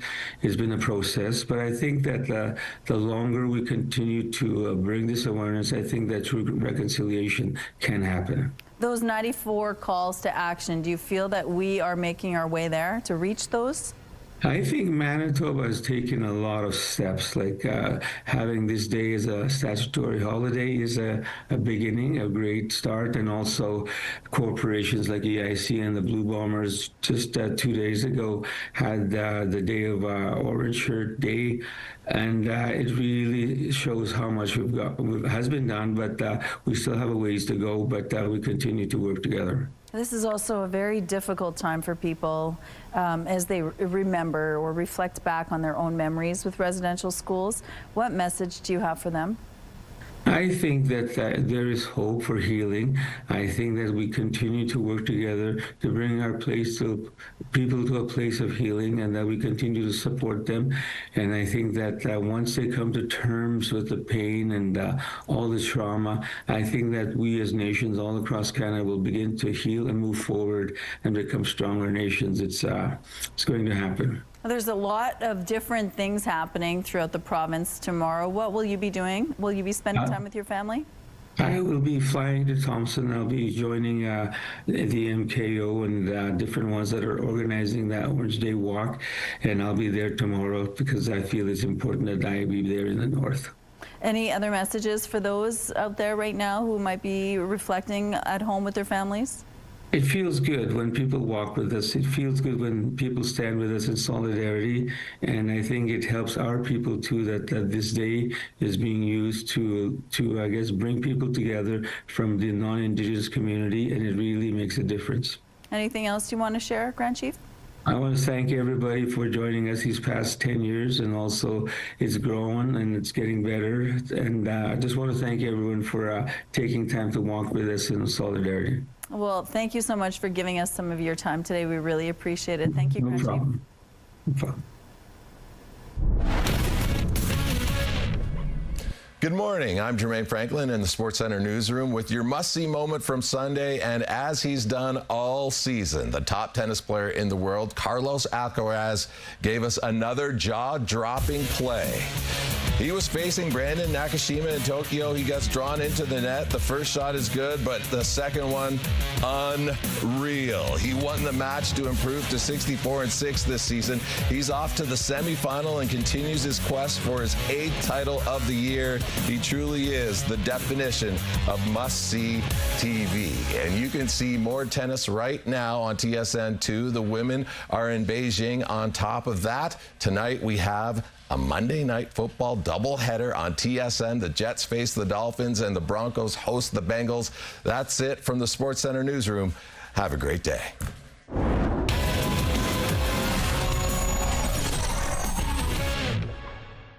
The TSN must-see moment is brought to you by Super Blinds and Draperies, featuring Hunter Douglas products. It's Monday, September 29th. A major route for Winnipeg commuters heading north was impacted by a police incident that shut down traffic earlier this morning. Postal disruption. The second strike in less than a year has shippers large and small scrambling to make other arrangements. And later, this senior takes the plunge of a lifetime, but the thrill for her goes well beyond simply tumbling out of a high-flying airplane. Your Morning Winnipeg starts right now.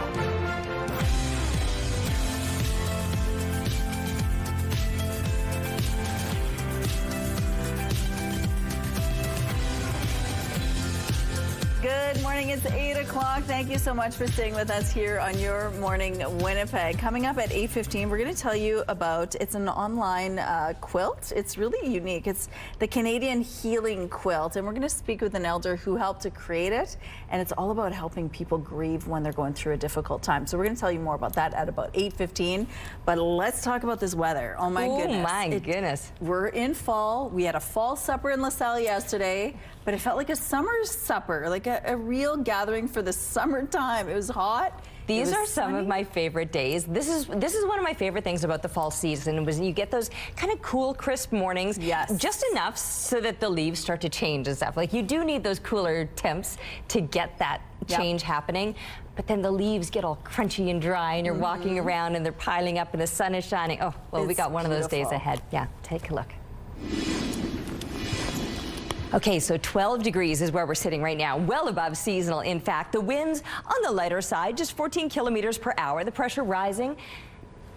And the humidity is sitting at 70%. So it is going to be beautiful today with plenty of sunshine across the entire province and soaring temperatures to go along with all of that sunshine. Enjoy it, because once we're looking on the other side of the weekend, things could change. So you've got a few days. I'll give you a heads up right now, a few days to really soak up all this splendor.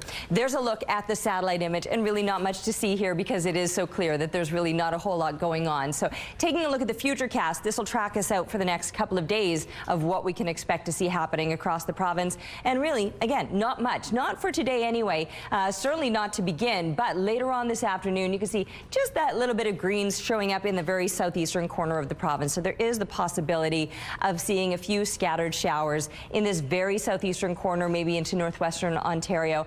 And so that'll be for later this afternoon, but even overnight and into tomorrow morning. Now, once we start to look into tomorrow afternoon, it starts to move a little bit further into east central Manitoba. Here's a look overnight Tuesday in those early morning hours and into Wednesday morning.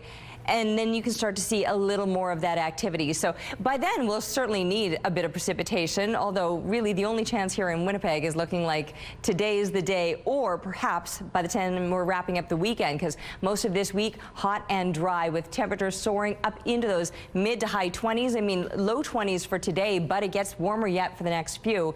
Heavier clouds by Friday, starting to see these temperatures settle down a little bit, and then sliding back to what is normal for this time of year, 15 degrees, with the possibility of some showers by Sunday.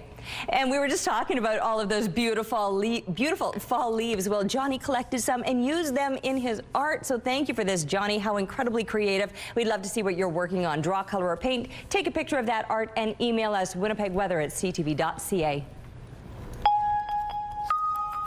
A police incident closed part of a major roadway into the morning rush today. Traffic is once again flowing in the northbound lanes of the St. James Bridge, but this is what it looked like around 5 a.m. Police say the incident posed no danger to the public. A fresh wave of U.S. tariffs are expected to take effect this week, targeting pharmaceuticals, kitchen cabinets, and large commercial trucks. But it's not yet clear where it could be felt here in Canada. Trucks. Could be fire trucks, could be buses. And so we'll get a sense of whether this affects Ontario or Manitoba and Ontario, or Manitoba, Ontario, and Quebec. U.S. President Donald Trump says starting Wednesday, medium and heavy-duty trucks will face 25% tariffs. According to the federal government, Canada exports more than $3 billion of medium and heavy-duty trucks to the U.S., but it all depends on what exactly is tariffed to know where it will be felt the most across Canada. Many businesses and individual shippers will be looking for alternatives to Canada Post this week, as Postal Service remains shut down for the second time in less than a year. 55,000 workers walked off the job last week after the government announced sweeping changes, including the end to door-to-door mail delivery within the next decade. Canada Post says in light of those changes, it is reassessing its offers to the Canadian Union of Postal Workers and will present new offers as soon as possible. The union says the planned changes are a direct assault on the public post office and good unionized jobs. Jobs Minister Patty Hajdu is urging both sides to keep talking to get a deal that works for both sides. Here's a look at what's happening now along Portage Avenue. Things are moving well over here. No issues to tell you about at this point in the drive. If you have any traffic tips or updates to share, text them to us, please, at 10400. Let's go now to Joseph Bernacki, who's live at the Canadian Museum for Human Rights. We're talking about Orange Shirt Day, which of course is tomorrow. Good morning. Good morning, Rochelle, and good morning, Manitoba. Yeah, we've had a lot of different speakers on this morning so far from the Canadian Museum for Human Rights. If you're just joining CTV Your Morning Winnipeg, very pleased to have Michael Redhead Champagne on our show. Michael is an advocate. He does all kinds of work educating Indigenous youth and kids across the province. Pleasure to have you on our show. Thank you so much for having me, and thank you for being here today. We're back in front of the witness blanket. Talk to us a little bit about being a witness to this installation, what it means from your perspective. For me, being a witness to the witness blanket is personal because I'm the son of an Indian residential school survivor. My mother went to residential school in northern Manitoba for many, many years, and unfortunately, as a result, when she came home, all of her children ended up in child and family services. So the intergenerational nature of Indian residential schools lives within me, and so being a part of the witness blanket, being a witness to the witness blanket is personal for me and important. We had a conversation earlier with the knowledge keeper here from the museum who talked about some of the many different 800 artifacts that make up this display. When you take a look at this diploma here, Michael, I know you mentioned to me before we were live it had some significance to you. Tell us a little bit about what we're looking at. Well, you can see every single artifact here, of course, tells a different story, and each artifact allows us to carry that story with us. When I look at this diploma, it makes me think of all of the children that spent their formative teenage years in Indian residential school and reminds me of the important work that needs to be done today, reflected by the Truth and Reconciliation Commission calls to action.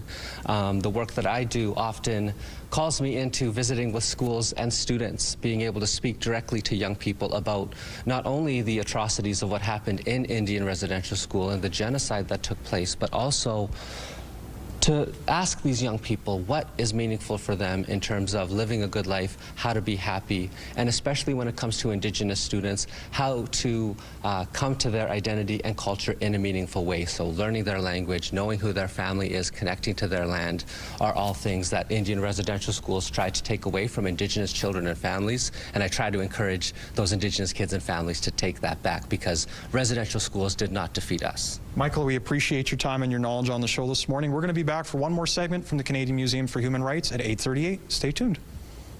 6 decades of United Way Winnipeg was celebrated recently with nearly 2,000 Manitobans doing the difficult pulling a plane.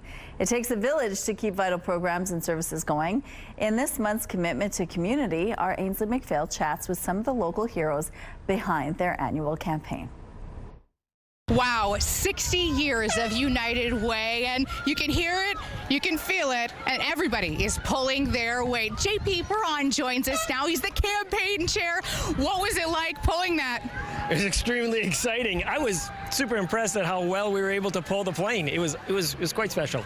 And it goes to show that when everybody comes together, that's the whole United Way deal, right? 1 in 3 Winnipeggers are utilizing these services. So how is that exemplified through this event? Well, we're so thrilled that Plane Pull is back. It's a sellout. There's 80 organizations who have come forward in the city of Winnipeg to say, we want to be part of Plane Pull. We want to get everybody together. And yes, pulling for each other, pulling for community, pulling to amazing aircraft. And so the weather has cooperated. We're just extremely fortunate. And we just can't thank everyone enough for being part of this. And not everyone can be here today. Reason being, they're supporting these agencies, right? So speak about the agencies themselves and how critical they are with United Way.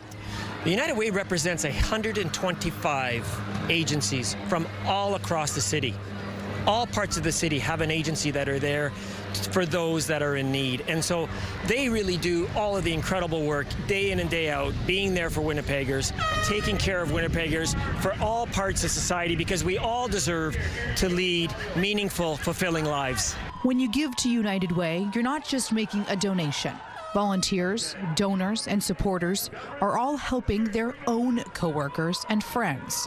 The campaign kickoff is a great example of that. It clearly takes a community to make all of this work. Matt Brown is part of that community, and he's from Birchwood. Why did you want to take part, Matt? Yeah, hi Ainsley. I wanted to take part because being involved in the community goes a long way, and pulling my weight, pulling my plane. Literally. Literally goes a long way, and it's just a great way to get involved with the community and really showcase what a community can do when we all work together and pull in one direction. So I'm really happy to be here and happy to support Birchwood and represent everyone at the company and support United Way, and seeing how much we can do in the community when we all get together. It's amazing that this is the 60th anniversary at United Way, and bringing this back to this RRC Polytechnic campus is really exciting, and happy to have it back, and looking forward to having many more years pulling a plane. Mm-hmm. The television might not be able to actually get the vibe. They might not be able to feel it, right? They can see it, but what's it like? Tell us about the atmosphere. Yeah, like there is so much energy right now, right here. It's super exciting. I just pulled a plane. Like, holy smokes, that is a lot of work, but we pulled it like pretty good. I'm really curious what my time is to see if we can win, because I really like winning. So it was so much fun, and this is a great environment, and super happy that United Way is hosting it. Pulling their weight for thousands of Winnipeggers to fly into new opportunities to thrive. Ainsley McPhail, Your Morning Winnipeg. Commitment to Community is brought to you by United Way Winnipeg, here for Winnipeg. All right, looking through the Bath Fitter Live Eye now. Bath Fitter, your bath and shower experts for more than 40 years. It is a gorgeous start to your Monday morning. Beautiful, clear, plenty of sunshine, plenty of warmth with above seasonal temperatures across the entire province. Taking a look right now at where we're sitting here in Winnipeg and throughout the south. 12 degrees at the moment for Winnipeg. Very similar conditions in the southeast. Brandon at 11 degrees. But as we move further into the southwestern part of the province, or more so through west central Manitoba, you can see it gets a little bit cooler from the high single digits to the low single digits, or Swan River, who dropped from 1 degree down to the freezing mark. Now, also around the freezing mark, or maybe even just below, we've had Thompson sitting just a couple degrees below freezing for the past couple of hours now at -2. Not a whole lot warmer, but at least on the plus side of freezing. In the Lynn Lake area, you're sitting at 1 degree. Now, conditions are clear. The sun is shining now and finally has started to rise. It didn't even start to begin until 7:25 here in Winnipeg, but now that it is up, it'll start to warm us up. 14 degrees expected as kids are settling into the classrooms. 21 degrees by midday today as they're taking their lunch outside perhaps, and then 23 degrees by the time the bus is rolling around to pick them up and drop them off. We could be seeing some light and scattered showers moving through parts of southeastern Manitoba, not just here in Winnipeg. So 23 degrees though is still above seasonal, with 15 being a normal daytime high, but even warmer than that over the next few days. Mid to high 20s expected. Plenty of sunshine until the end of the week on Friday, starting to see a few extra clouds, and then the temperature sliding, and we're back to a more seasonal, perhaps a soggy Sunday as we're wrapping up the weekend. We're taking a break right now, but we'll be back with Your Morning Winnipeg. Quilt symbolizes comfort, warmth, and protection during a difficult period of time, including grief. This is especially true in the Indigenous community, where a quilt's design can bring feelings of connection and special memories. Manitoba Elder Albert McLeod approached the Canadian Virtual Hospice to create an online platform where people can share their grief, their memories, and photos of their loved ones who passed away. The project is called the Canadian Healing Quilt. Joining us now is Manitoba Elder Albert McLeod. Good morning, Elder. Good morning. Great to be here. Well, thank you so much for joining us. Now, let's talk about the quilts. We know it's warm, it's cozy. When you're like, it's cold outside, you just wrap yourself up in a quilt. But what does it symbolize in the Indigenous community? Well, historically, we used to use bison hides and robes as, for when people passed away, they would be wrapped in these very, important parts of survival. And as, they were no longer bison, the blanket became, that symbol of warmth and, especially in the closure end of life. So we have the star quilt now, very prominent in Indigenous culture across North America.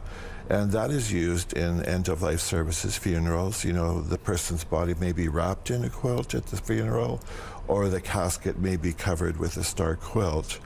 And so quilting is, a very old tradition, especially with your mother or grandmother. They would make quilts of leftover fabric. So that's really a symbol, that I learned about, particularly through the Canadian AIDS quilt history, and making fabric panels, in around year 2000. We had done some here at the Nine Circles Community Health Center. And when you see those panels, they're all individual. They all have a different meaning, which makes it even more special. Yeah. So tell us about how this online quilt project became a thing.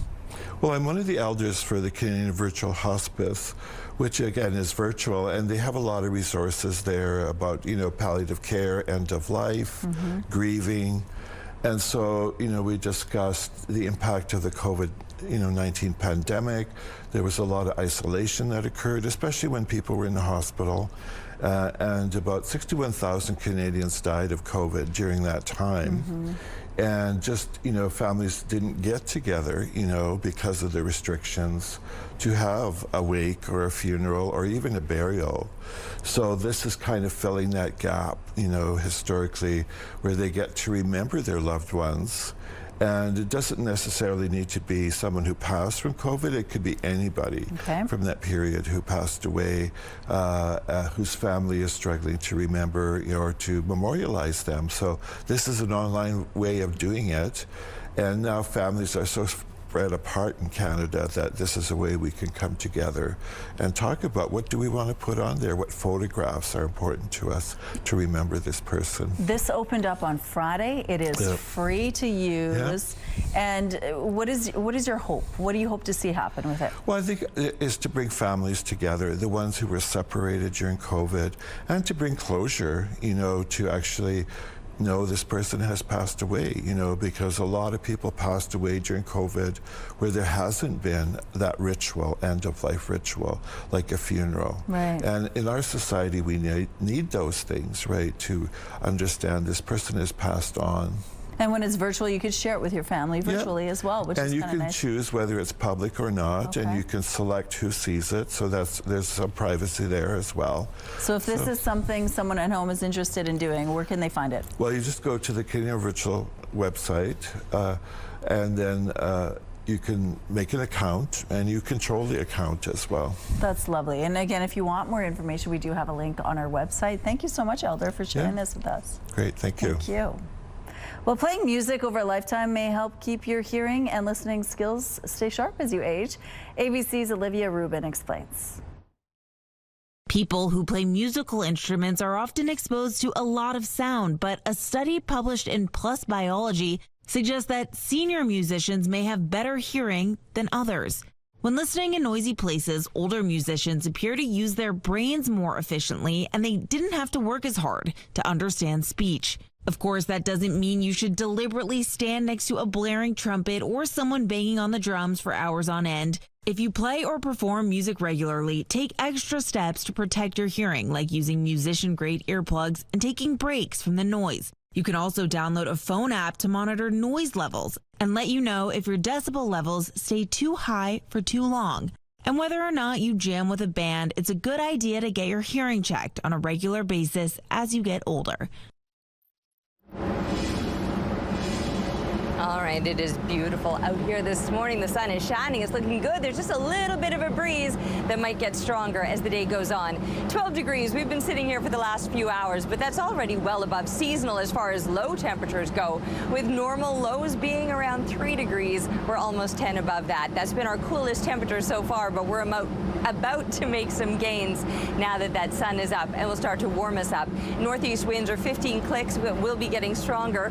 Pressure rising, the humidity sitting at 66%. Yes, that breeze will likely be increasing today, at times gusting to about 40 kilometers per hour as the temperatures continue to rise and push up into the low 20s here across southern Manitoba. But even northern Manitoba, an above seasonal day for you in the high teens in the northwest or the low teens in northeastern Manitoba. Very clear, very sunny. The only place that actually might see some precipitation developing today is here in the very southeastern corner of the province, including Winnipeg, a low chance of some showers this afternoon. That could continue overnight, but clearing out for tomorrow. Back to the sunshine and even hotter temperatures on tap for tomorrow. Today will top out in the low 20s, but high 20s expected for tomorrow and for the next few days. Clear, sunny, dry conditions, but it will start to cool down by the end of the week with some heavier clouds by Friday and more seasonal temperatures for the coming weekend.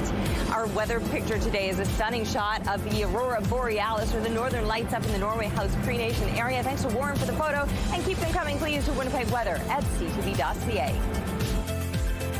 Weather is brought to you by Mr. Lube Plus Tires. Same-day oil and tire changes.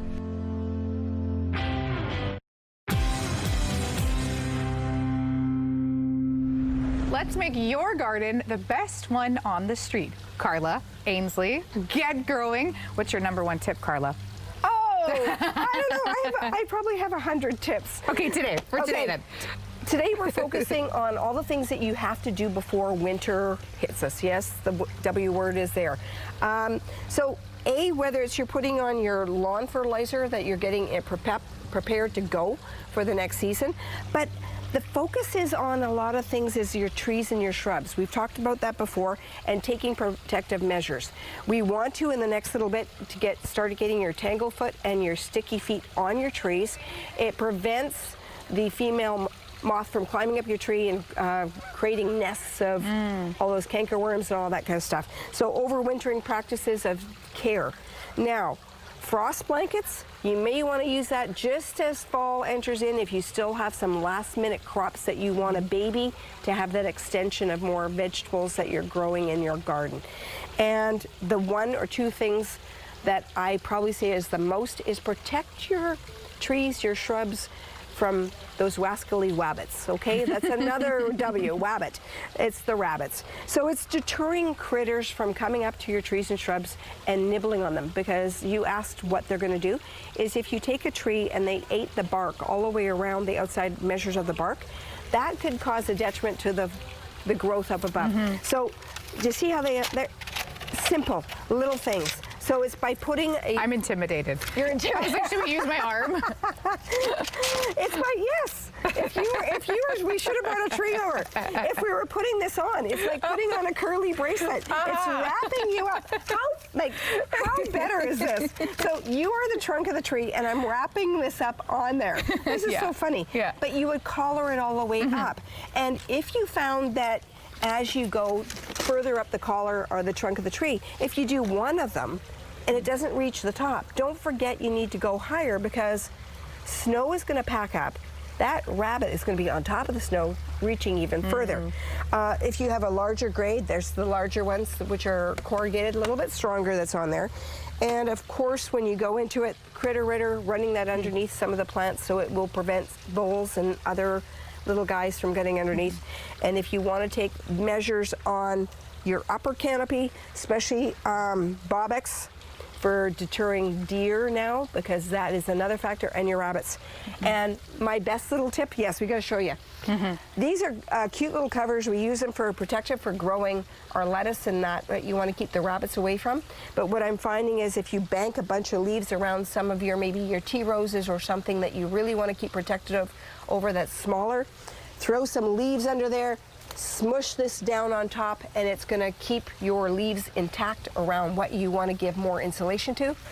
And the other thing, if you have a big planter, put it on top, and you might want to light it up for maybe the next season. What could that be? It's coming. Winter's coming.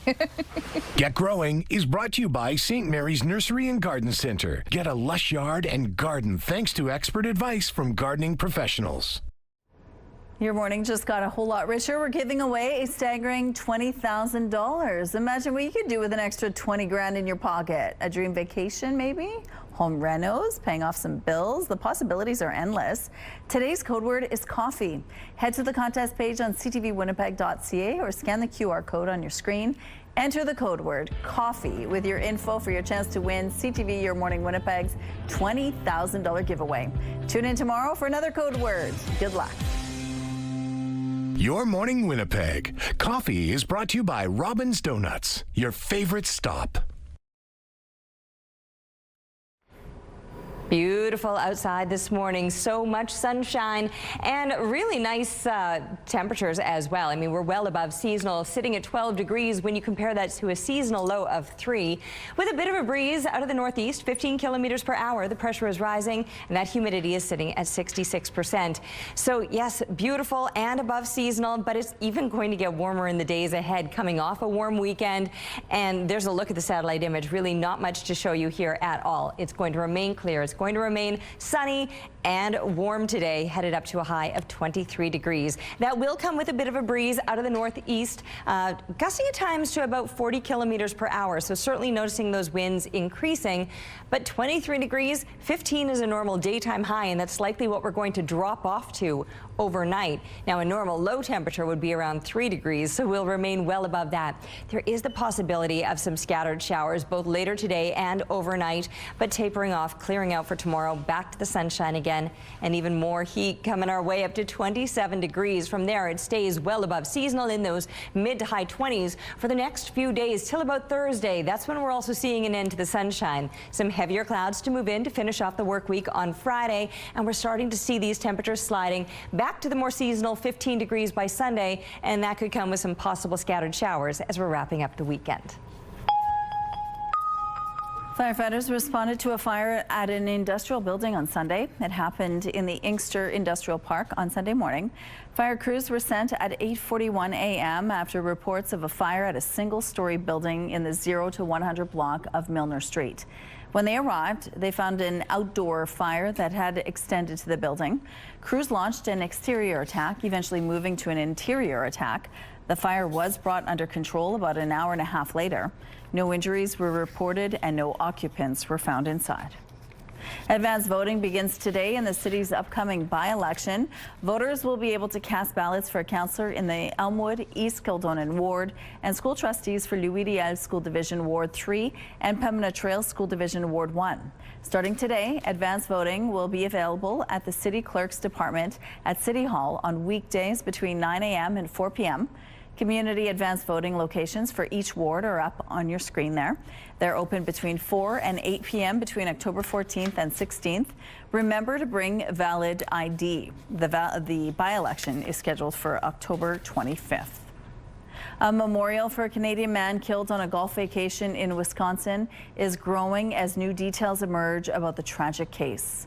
Flowers and candles lay at the spot in Sheboygan Falls where 32-year-old Giovanni Mike Robinson was shot and killed last Wednesday. Court documents show Robinson and his friends were trying to secure a ride from a DoorDash driver after leaving a bar. When they couldn't agree on a price, the driver drove away. But prosecutors allege that driver turned back and a single fatal shot was fired at Robinson. The 35-year-old driver has been charged with first-degree reckless homicide. Some Starbucks locations across the country are now closed. This is a neighborhood spot, so it's kind of sad that they're closing. The CEO of Starbucks, Brian Nichol, said approximately 1% of all the company's locations in North America will be closed by the end of the fiscal year. That's about 400 locations. It's unclear how many of those stores are in Canada, but dozens of locations across Ontario, BC, and Alberta closed their doors this weekend. A 75-year-old grandmother from Gatineau, Quebec is proving that you're never too old to take a leap of faith. She jumped out of an airplane over the weekend in support of a cause that's near and dear to her heart. CTV's Caitlin Wilson explains. It's the kind of thing Linda Wood always dreamed of, sitting on the edge of an airplane roughly 12,000 feet in the air, ready to jump. It was, I would do it again right now. Yeah, it's fun. It's fun. But this jump wasn't just about the thrill. It's about something far more meaningful. I wanted to raise awareness that it exists, and I think we've done that. For the past 12 years, Linda has volunteered with Hospice Care Ottawa, comforting families, driving around patients, and even gardening. So when it came time to mark her 75th birthday, she turned a lifelong dream into a fundraiser. A lot of people just think of a residence, where people go and it's the end of their life. But there's more to hospice than just that. Hospice care is also caring for people that have life-limiting illness while they're on their own. So far, she's raised more than $7,000, but she didn't do it alone. 3 of her granddaughters suited up and jumped with her, turning a personal milestone into a shared mission. I think that when people hear you're going to jump out of a plane, you don't think like, oh, you're going to go and do it with your grandma. But I'm really grateful that I get to do it with her. And if you know Linda, you know this isn't out of character. It was only like a couple years ago. She went to Africa and went like in the see animals and what. Like she's just always done like crazy things like that. So it's not really that surprising. Even in the free fall, her heart was right where it's always been. Thank you so much for donating to Hospice Care Ottawa. And this is so much fun. You gotta do it. Back on solid ground, it's a birthday she'll never forget. And if you're wondering how she plans to top it, Anika has some ideas for that. She said, oh, well, Grandma, I know what you can do on your 80th. She says, we can go down a live volcano. We'll see. Caitlin Wilson, CTV News. Here's a look now at what's happening on Osborne Street. It looks like traffic volumes are just stuck at a red light. Is that what's going on here? It looks like things are starting to move again here. No other updates to share with you at this point. Text them to us if you see something out there, 10400. And here's a look at your gas prices. The Canadian average is $1.48. The provincial average is slightly lower at $1.24. And in Winnipeg, the average is $1.23. The lowest price in Winnipeg, $1.12. And you can find this at 120 Salter Street and Flora Avenue. All this info is on gasbuddy.com. The Price at the Pump is brought to you by the Kidney Foundation. Help by donating your card today. For our question of the day, we wanted to know how you will be commemorating the National Day for Truth and Reconciliation. Kim says, I plan on beating an orange t-shirt pin with my granddaughter and taking in activities in surrounding small communities with a visit to my ancestors in St. Madeleine Cemetery, which is a community without a town. Marlene says she'll celebrate by loving nature and all children matter. Thank you so much for your responses today. Let's go back now to Joseph Bernacki, who's live at the Canadian Museum for Human Rights. Good morning, Joseph. Good morning, Rochelle, and good morning, Manitoba. Yeah, it's been a great morning so far at the Canadian Museum for Human Rights. Very pleased to be joined at this time by Amanda Goddess for our final segment. She's in charge of communications and helping make our lives much easier as people who work in the media. Always appreciate getting to work with you here at the museum. Thank you so much for coming. We're so happy to have CTV here at the museum, and particularly here in this gallery. It's a beautiful gallery space if people haven't seen it before on the second floor. Amanda, these big pillars are here behind us. Tell our viewers a little bit about what we're looking at. So we're in the Indigenous Perspectives gallery, and this whole place is about Indigenous ways of knowing and being, and the relationship that Indigenous folks have with Mother Earth, and that we're all equal. And of course, tomorrow is going to be a National Day for Truth and Reconciliation. The museum is going to be open. What do people need to know if they want to come here to check out different galleries and exhibits here within the museum? Oh, we hope people do come to join us tomorrow. We're open from 10 to 5, and we're free for the whole day. So bring the whole family. We would love to see you in your orange shirts. Come explore our galleries. Indigenous, different stories about Indigenous rights are throughout our museum, not just an Indigenous perspective. We saw the witness blanket earlier this morning, as well as the alcove for Indian residential schools. And we hope that folks will come and visit us. It is free, and we're open from 10 to 5. And people get a chance to work with the Knowledge Keeper, who I had a chance to interview twice on the morning show as well. Yeah. Marilyn is wonderful. Marilyn Dykstra is our Knowledge Keeper, and she'll be doing an activity tomorrow in the garden from 11 to 4, comfort and reconciliation. So what you're doing for reconciliation as an individual. Amanda, it's always a pleasure getting a chance to work with you. Again, you've heard the details. The museum will be open tomorrow. There's so many different galleries to come and see here at the Canadian Museum for Human Rights. It'll be open tomorrow starting at 10 o'clock. Come on down here, close to the Forks. And it's going to be a beautiful day tomorrow. You're certainly going to want to find something outside to take in, and then of course maybe pop on into the museum. But some outdoor time should certainly be on the agenda, as it should be today and throughout this week, because on the other side of this week, temperatures will be cooling down. It's going to be an abrupt change up back to what is normal for this time of year, but there's nothing seasonal about what we're going to experience throughout this week. We're well above that, beginning at 12 degrees right now. You compare that to a normal low of 3 degrees, and we're almost 10 above seasonal. Northeast winds 15 clicks right now. The pressure rising. The humidity is 66%. Plenty of sunshine, blue sky above. That'll likely last throughout the day through most of the province. If there are going to be some showers developing, it'll be here in the very southeastern corner of the province. Winnipeg may see some of that activity, probably more likely in areas just to the south or just to the east of us, but that possibility is certainly there that we do see some brief passing showers this afternoon or into the evening time, but clearing out again for tomorrow, with even hotter temperatures expected for Tuesday, Wednesday, Thursday. Today we'll top out at about 23 degrees here across southern Manitoba, low 20s, mid to high teens across northern Manitoba, also above seasonal. But I mentioned it gets even hotter tomorrow, up to 27 degrees. Wednesday, Thursday as well, still up into those high 20s, and then cooling down for the weekend, back to seasonal values, and you're going to notice those cooler temps on the other side of the weekend. We're taking a break right now, but we'll be back with Your Morning Winnipeg.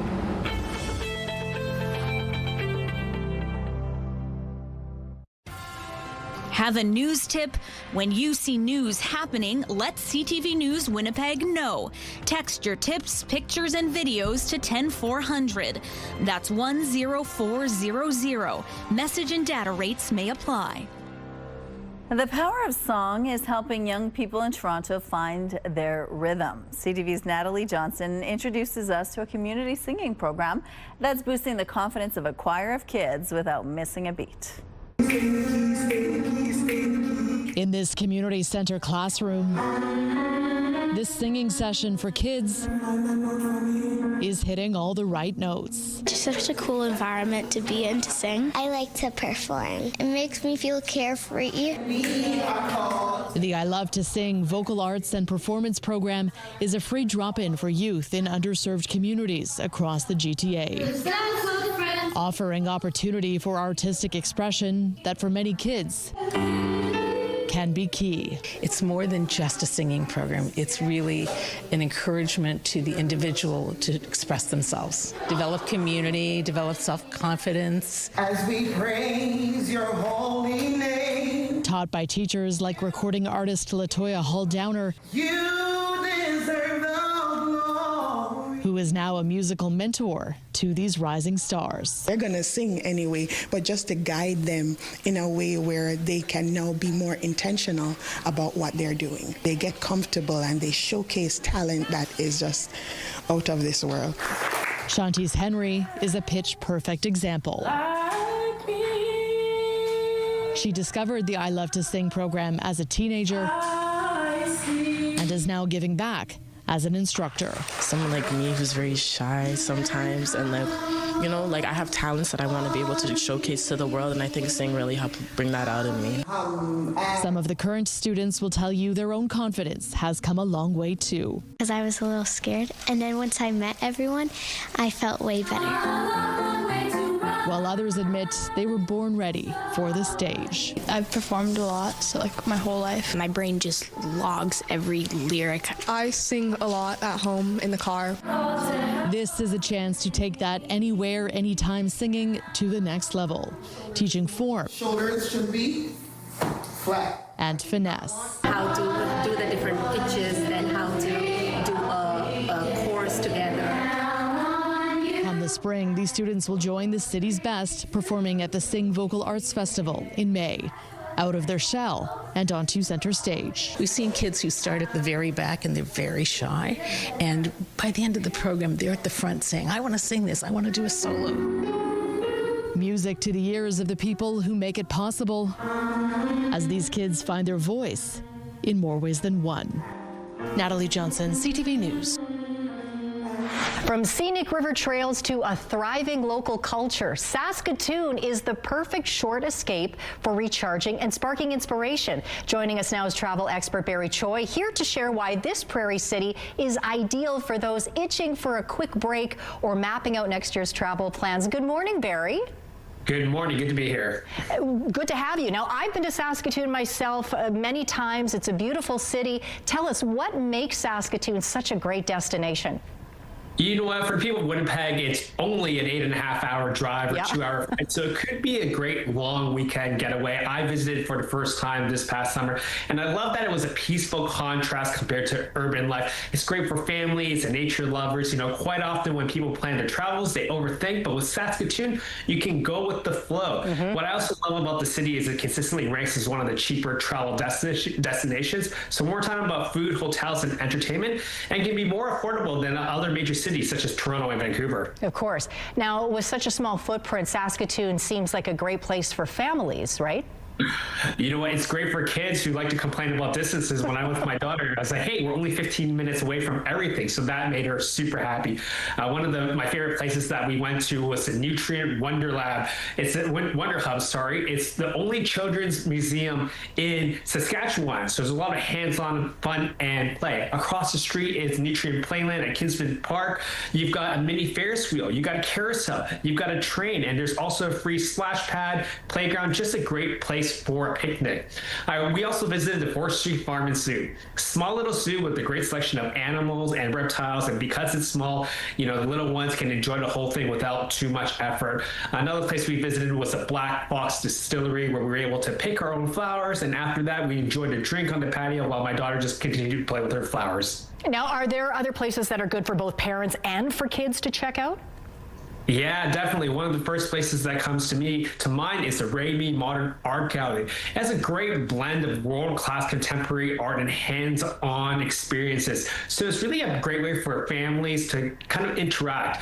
Another place we enjoyed is Wanaskewan Heritage Park. It's a national historic site, right? And it's also currently going under UNESCO designation. So that's something to look forward to. It's been a gathering place for the Northern Plains Indigenous nations, and it has artifacts that date back to 6,000 years. That's twice the time of the pyramids.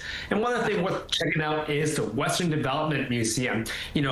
Take a look at what life was in Saskatchewan 100 years ago. Boomtown, an indoor park. It's a replica, life-size, 30 different buildings. Just a really fun way to see what life was for Canadians. Now, Bear, I'll ask you this one really quickly. You visited twice. You mentioned recently. What surprised you the most? You know what? I just love the fact that people are super friendly. The Milestone Trail, lots of hiking, biking, walking, and pushing with the stroller. And finally, the culinary scene, more diverse than you would ever imagine. Absolutely. That sounds great. Barry, you know it's a great city. I know Saskatoon's a great place, and hopefully everyone else will check it out too. Thanks so much for joining us. No problem. Beautiful day for it. A road trip, a day in the park, you name it, whatever you want to get up to, make sure that outdoors is part of it. 12 degrees right now with plenty of sunshine, just a light breeze out of the northeast. The pressure is rising and the humidity is sitting at 66%. And in fact, warm temperatures are going to be on tap for us across the province throughout the week.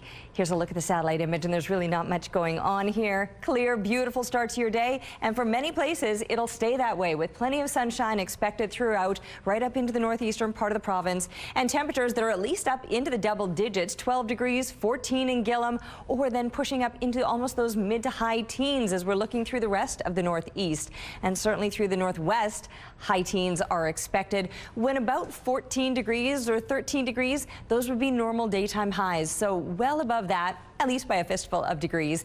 And even here in the south, where 15 is a normal daytime high, you can expect instead to be pushing up into those low 20s and even warmer weather for the days ahead. There is that possibility of some scattered showers throughout parts of the southeast, both through the afternoon or even continuing overnight. Northwestern Ontario also may see some brief scattered showers, but then it clears out nicely for tomorrow as the temperatures continue to rise up to 27 degrees, 26 for Wednesday, Thursday, cooling slightly Friday with some heavier clouds moving in and dropping off back to seasonal values as we're wrapping up the coming weekend. We're taking a break, but we'll be back with Your Morning Winnipeg. Rooftop arrangements provided by Lacoste Garden Center. Salon services provided by Essentique Spa Salon.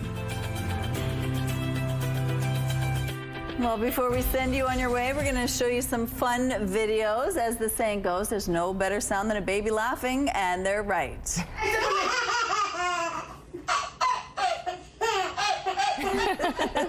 Little Rome sure has an infectious laugh. He and his mom can't contain themselves as this hilarious howl is so contagious. What a happy baby. Oh my goodness, I love this so much. That sound, it really is. It's so sweet. Well, if you're looking to expand your vocabulary, this guy is here to help. I'm burnt out.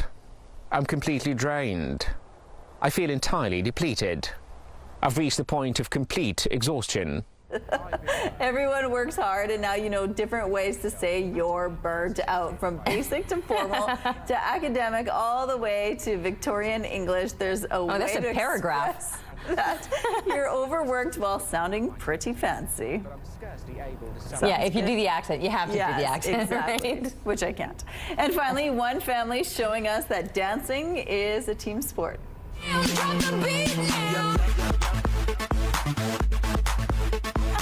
It takes the whole brood to help this balloon man with his moves. From cookie sheets to plates, everyone in this family is fanning for fun. That's cute. And he's got good moves too. He's smiling, he's happy about it. That does it for us. We're not going to have a show tomorrow, but we'll be back on Wednesday. See you then. Have a good day.